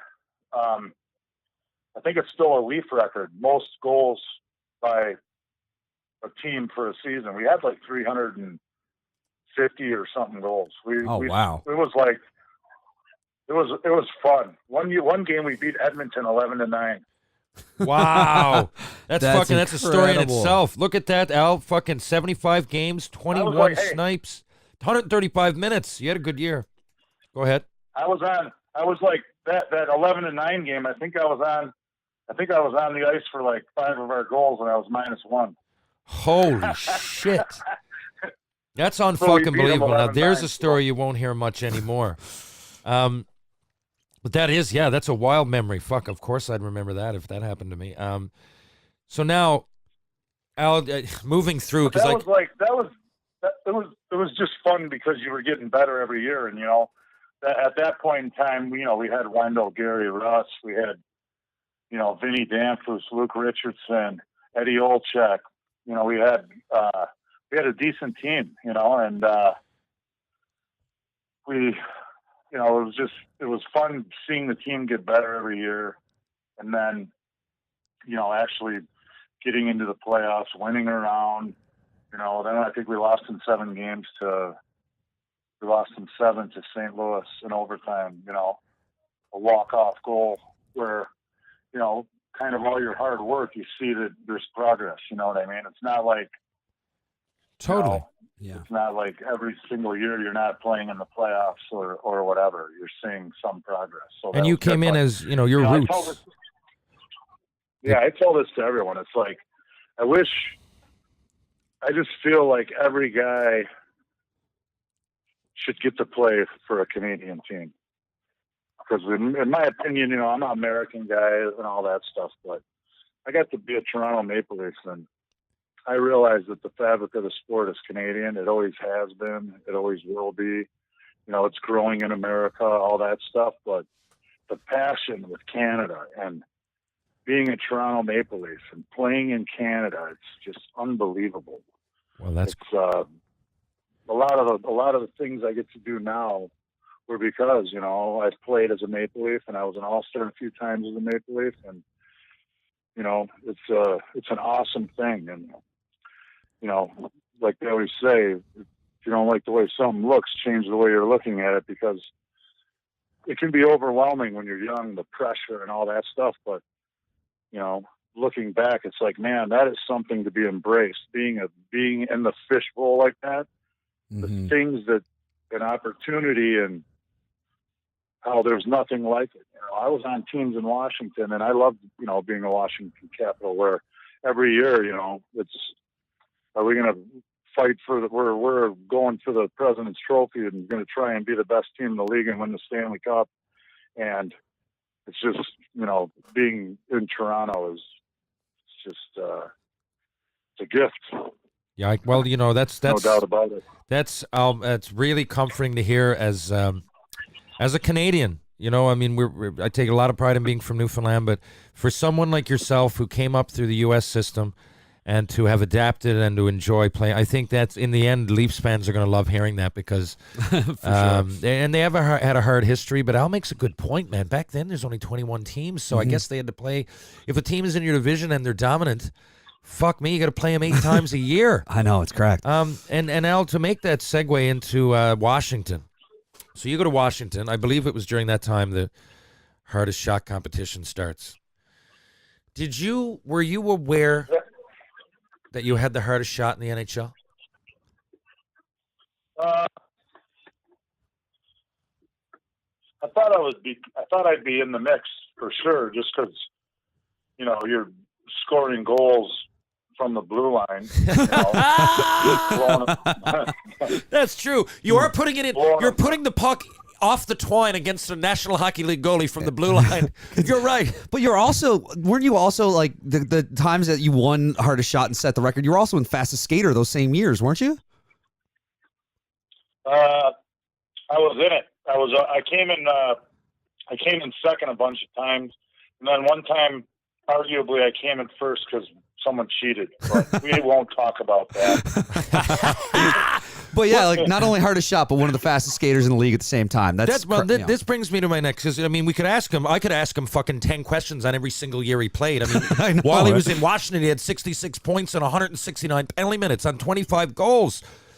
Fuck me, like that. I mean, these years are incredible. So, Al, what I want to get at is, yeah, you shot it like that. Now I've seen your legs. We've showered together. I've seen everything. But like, I got big legs. You have got huge legs. Your knees are fucking massive. They're as big as my head. So this is Well, that's from 9 knee surgery. Yeah, that's like scar tissue. You know, Al, I didn't realize. I was coming through hockey at the time. I knew the Leafs. I was at the game you went end to end in like 87 or 88. I told the story before you came on against Detroit. I was in the building then. It ended up on. It was a highlight of the year for one of them. It was his first hockey game. Yeah, it was my first NHL game. You played in it and scored. But so I was aware of you. I didn't realize that you took 2 years off. And this is so you go. Washington goes through. My point is that you go to Boston. You play 12 games, you get 13 fucking points. You get a point a game there. You're almost doing better statistically, if that's possible. But your legs, again, are so big, and that shot. And I saw you. That goal that you scored end to end, I know we're dating ourselves here, but you went from your own end. And I remember thinking, like, there's so much power. There's so much torque. There's so much. So is that what did it? Was it simply you cutting in, or was it an injury? You know, did you just miss fucking skate and hit a chip in the ice, or what happened? Because at some point, two of those things had to come head to head. It had to collide. An injury had to happen given the force that was being presented and the results that were being presented. So explain that. What happened? I think it's a combination of all of them. I think when you're big like that, the forces on the joints are that much more. And like you said, it was all usually from I was getting twisted up in a scrum, and then a guy would get hit onto my knee, and then I'd fold back over my knee. Or, I'd be going 100 miles an hour one way. One time I did catch a rut. My toe dug in, and my ankle hit me in the back of the head after my knee snapped. Oh, fuck. And then after that, you rehab after all those, and then now you're like a fast car with an 18-inch rim on one side and a 20 on the other, and things are out of balance, and you're still trying to go 100. And that's when I started blowing my back out, because you're kind of hobbling a bit, but you're still moving down the ice. But all the force is more, the body is linked, so now all the stress is going to somewhere else, and it was hard to stay healthy. And I'd rehab for 6 months. Come back after a bone graft in my knee, play 10 games. Okay, I need back surgery. Rehab for 6 months. Come back. Oh, now it's my other knee. Rehab for 6 months. It was just it was brutal. Man, I mean, that sounds brutal, but did you think then you were done? I mean, that's a big gap. I don't know many players outside of Mario Lemieux. I really don't. Guy Lafleur maybe way back in the day that took 2 years off. and came back. Like, did you know you were coming back at the beginning of those 2 years, or did you say, fuck it, it's comeback time in 97? I kept trying to come back the whole time, and Oh, wow. it just took. I kept trying to come back, and then when I finally made it back, I was like, "Oh, this is awesome!" And then all of a sudden, I was like, "I'm back and I'm playing." And then all of a sudden, my left knee, and it wasn't from a hit or anything. It was all of a sudden my left knee. It was like within a week. Every time I took a step, it was like someone was stabbing me right in the kneecap, and I was like, "Are you kidding me? How did I hurt my knee, man? Like, there's no way my knee is this bad." And I'm watching my leg shrink because you can't load any weight on it. Because basically I had a huge lesion under my kneecap where there's no articular cartilage. So it's just like nerve on nerve, bone rubbing together, where there's none of that rubbery stuff like at the end of a chicken bone that's supposed to be there. It's down to the bone underneath the rubbery chicken bone stuff. And I'm like, "Are you kidding me?"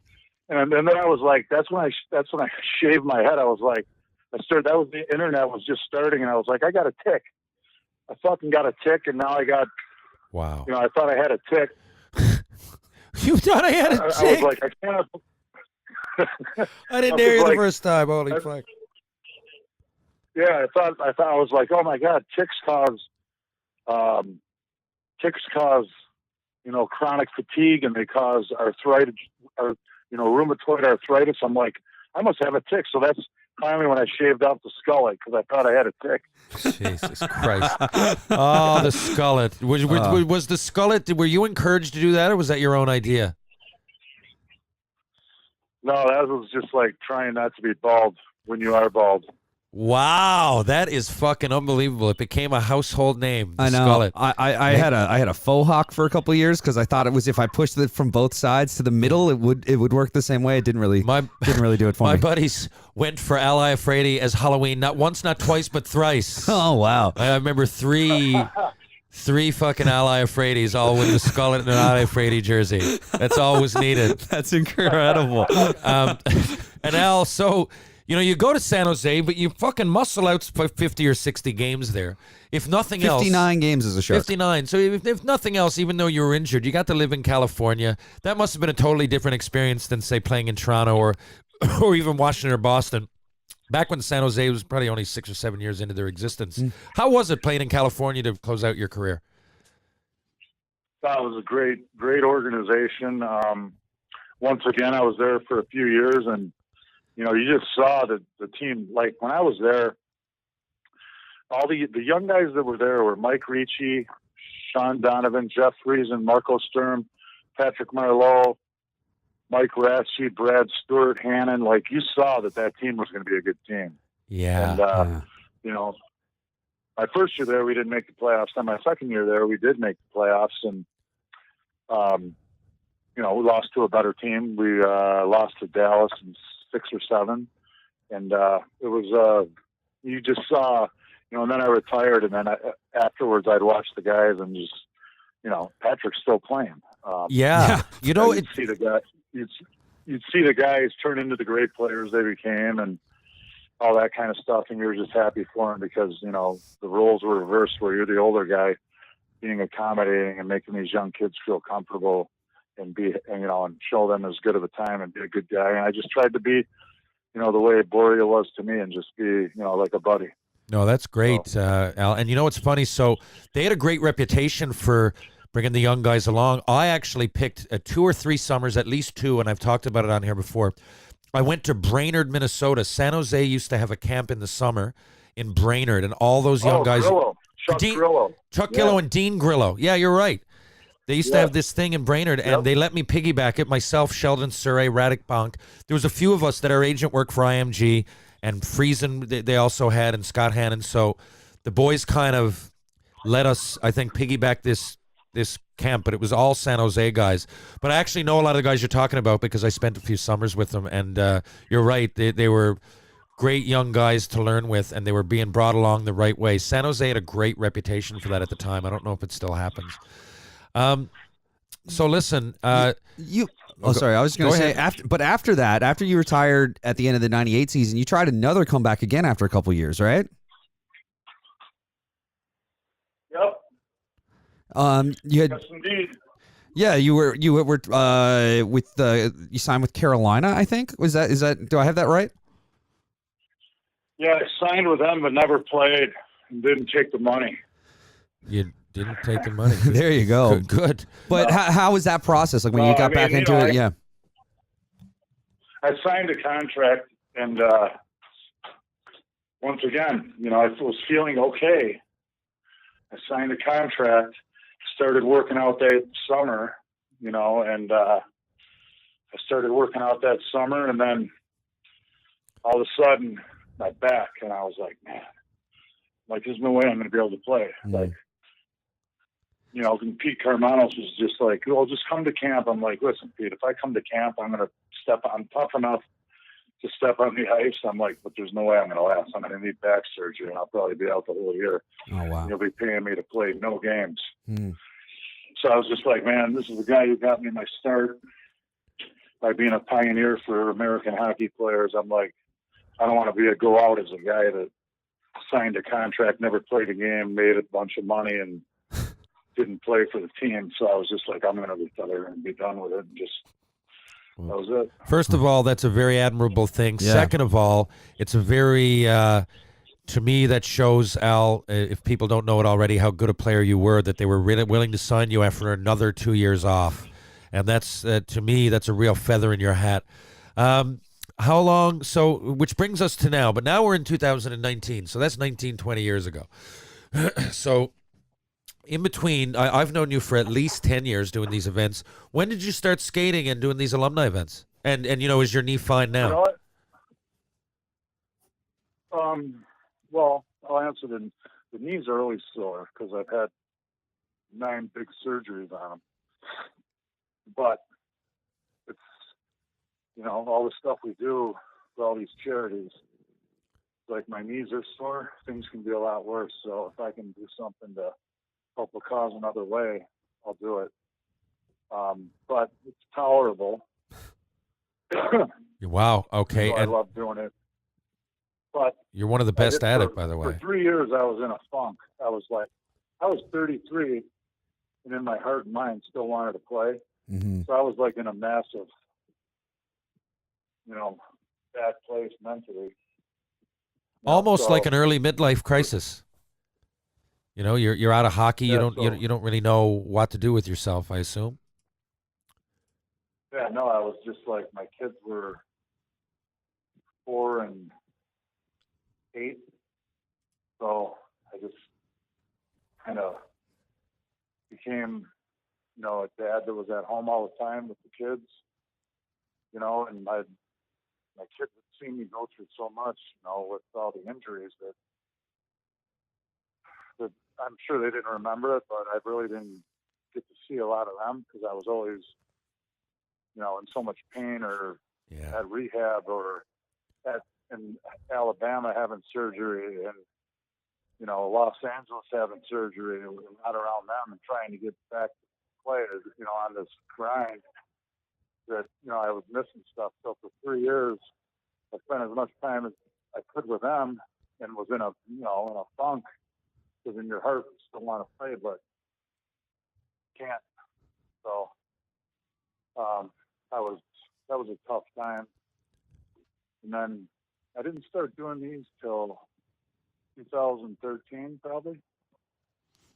My kids became older, and then they start playing all the sports. You're coaching in all the sports. Mm-hmm. Living life. Transitioning. I had my own stick company, and then I ended up working at Warrior for 6 years. So wanted to try and help make a better hockey stick that can help kids enjoy the game. So I got into that part of the game, and I probably didn't do anything hockey-wise for 12 years other than, the stick stuff. But I never did any of these events for the first 12 years that I was retired. And not long after, obviously this past weekend is being hockey heroes and stuff, and you are, I know, a heart attack survivor as well, because not long after that, after you fully retired from the game and stuff, that was another big thing, right? Like you had a massive heart attack that you were lucky enough to be a survivor of, which is what kind of keeps you so close to this particular cause too. Hey. Yeah, the heart and stroke in Newfoundland and Saskatoon and Moncton, and Halifax is definitely the closest one to my heart. I was literally, I call it impending doom. Like I had a coronary artery, that was completely pumping zero blood to the heart muscle, and I survived. After the surgery, the doctor gave me a hug and was like, "You can have this kind of heart attack in a hospital and probably not make it." But you're the luckiest guy in the world. Wow. So, but I can tell you this: when it happens, you're dying. There's no doubt about that. I call it impending doom. Jeez. Because you blow your knee out, blow your back out, blow your shoulder out, get your jaw broken, whatever. It hurts, but you don't feel like this is the end. But when you're choking out and can't breathe, and every breath you get, the next one's harder to get, that's a bad feeling. Wow. I can laugh about. I always say having a heart attack while I was coaching hockey on the ice saved my life, which it did, because I was at a rink where there was an EMS right there, and I was 10 miles away, 12 miles away from St. Joseph Mercy Hospital in Ann Arbor, and there was a doctor finishing up a heart surgery. It was like the stars were aligned to be having a heart attack. Wow. Well, I assume, Al, I don't even need to comment on it really, but I'm sure that goes into why you give back, especially this foundation. I've seen you here. And the difference with Al and a lot of others is that, Al, you can relate to what some of these people have gone through that show up at the events. Which is... Oh, yeah, a lot of them have lost a loved one or a mother or a father or a brother or a sister. And I don't think, even to this day, I know it happened to me. I don't think I grasp how prevalent and how often it does happen. Yeah. It happens a lot. The Well, biggest killer, Yeah, well, the other thing is that all this hockey certainly helps with that. That's another thing, the tournament also, I think, more than anything, these Heart and Stroke Foundation events promote healthy living as much as anything. Even though we drink and get boozed up, you're playing hockey, you're active, and you get to visit everybody and have fun and all that. I said it's like, for a lot of you guys, it must seem like a road trip. At least for me, it does. An old school road trip. Now they'd play video games, Al. But look, it's that's what I heard. I can't imagine that. I never played a video game in my life. I played Galaga and I played Centipede. That was it. I fucking didn't take you for a video game guy. No offense to you at all. I didn't think when you went on the road you were taking your Nintendo. I figured you were hanging out with Bourrier Salming and the boys. I don't know though. He's got those Fortnite dance moves down. I saw, he does have a dance move. I watched you floss, man. I seen you do it. It's. Well, look, buddy. I appreciate the time. It's almost been a fucking hour. It was great to see you again. I'm sure I'll see you probably at the very latest at the beginning of the next hockey season. And good luck and all that, man. And thanks for doing our show. Hey, thank you guys, and good luck with the show. And it was my honor and pleasure to get to talk to you. And hopefully I get to see you soon, boys. All right. Okay. Thanks again, buddy. All right. Thanks, Al. Have a great day, guys. All right. Bye. Another great one with a fucking legend. Oh man, what a dude. Yeah. Those ones are gonna get regular. Are we gonna sign off? Or what? Yeah, we'll do the quick sign off. Did you want to touch on anything else? We didn't do the. I figured you'd want to talk about the Marchand and Williams stuff that's going on in that series, but where Marchand. Show, we're probably gonna do one on Saturday. Right, that's true. So I got like 4 people that agreed to go on, and they're going to start getting backed up. I just had no time, and now I'm off. Tomorrow's my last day. Oh, wicked! All right, maybe we can talk about it then. The series will probably be over. All right, cool. Well, I'm going to mention the women's hockey. I don't have to analyze it. I'm just going to say, get your heads on straight and keep going. All right, so let's we'll come back and we'll do Yeah.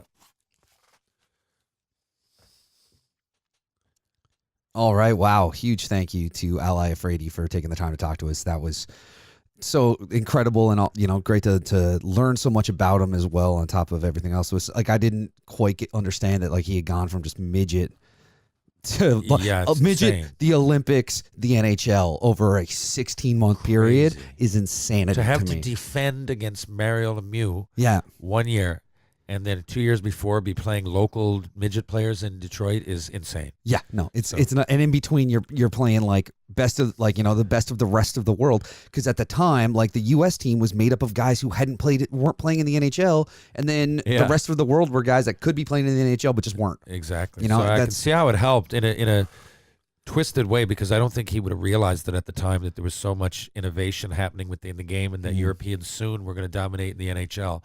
Because that was all right before that happened. But, and what that U.S. and Canadian and what those teams were doing then, in terms of training and stuff, and the way they were practicing and the way they were training was obviously to compete with like that type of hockey. And I think it kind of really led to the shift in what we saw over the next while, right? Yeah, it's just so fascinating. But and then again, you got this guy you saw score a coast to coast in your first NHL game. That was it. The first goal I remember, I'm sure someone fucking scored earlier that game, whoever it might have been, but I remember that. It's my real first NHL memory. That's so cool. Or as a fan, man. Yeah. But and that's it. I'm going to sign off soon. I would like to mention one more thing before I go, if that's okay. So I don't know if people are aware, but it was in the news in Canada. I think most people I'm going to talk to are aware of this. Most of our listeners.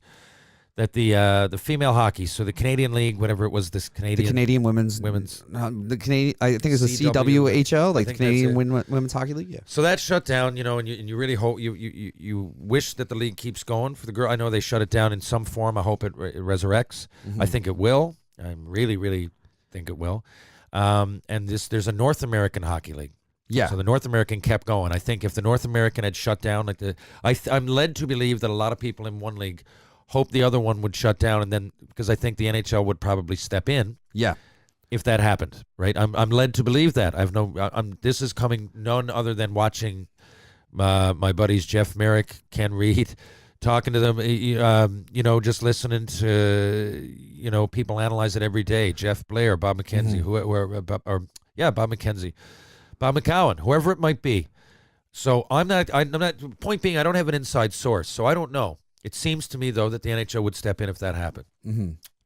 The women now, what happened is that the women on the CWHL side went on strike, right? Am I wrong? My understanding of it is it's kind of an informal strike because the CWHL folded. Yeah. And what they're talking about is they don't want to play for another Canadian league. They will only play if there's more expansion in the NWHL to try to make it one league. That's my understanding of the situation. I could be wrong. I haven't been following. It's either that, well, that's one option. I think a lot of them also are striking. I've heard.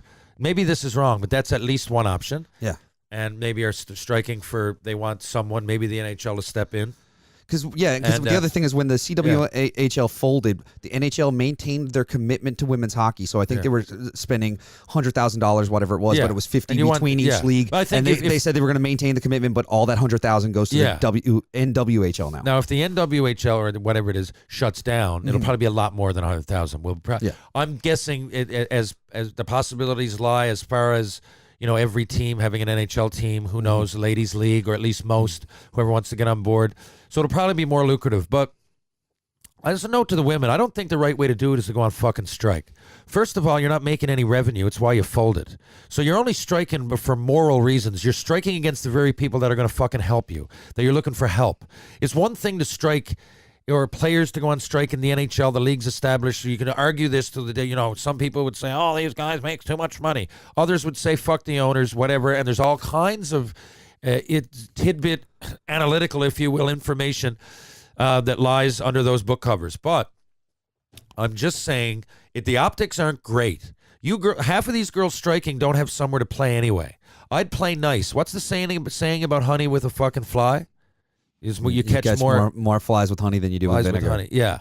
So I respect them. I really hope they get a league on the go for more reasons than one. If nothing else, the female side. I mean, I got a daughter, and not that she plays hockey, but I want her to have heroes and idols and everything else that are women. I want these women who are just as good as on a relative level as the men to get paid. But the thing is, the league doesn't make as much money. So everybody's not just entitled, and you're not entitled. And the NHL, Sidney Crosby can get a contract because he makes fucking money, and he revenue as down the list. The NHL makes money. So I think there's an answer. I think everybody is going to work together. Yeah. I think it'll be a long time before women's is as popular as the men, but if that happens, they should get paid as such, for sure. Mm-hmm. To me, it's a business model. If the business makes money, you make money. But I wouldn't be striking and not playing. Some of you are 28, 29. You're I don't know what the average age is in that league, but you might be thinking about either starting a family like many hockey players. You might be thinking of going on to do another career like I did. It could be a many things, but some of you are running out of time. Mm-hmm. And to just strike for the sake of striking because you think that women should have a league, I think is the wrong fucking message to take or to send. I think that, I'll close it here, but women, smarten the fuck up, play ball, call and try to work it out with these people. But I wouldn't be striking over someone that's not paying you because you won't get fucking paid. Well, I mean, that's the thing is at this point the league is folded, and it's just that they're saying that they don't want another like they want it to be just the one condensed league, and that they won't. And I think it's unfortunate just because I mean I actually watched some of the Isabel Cup this year.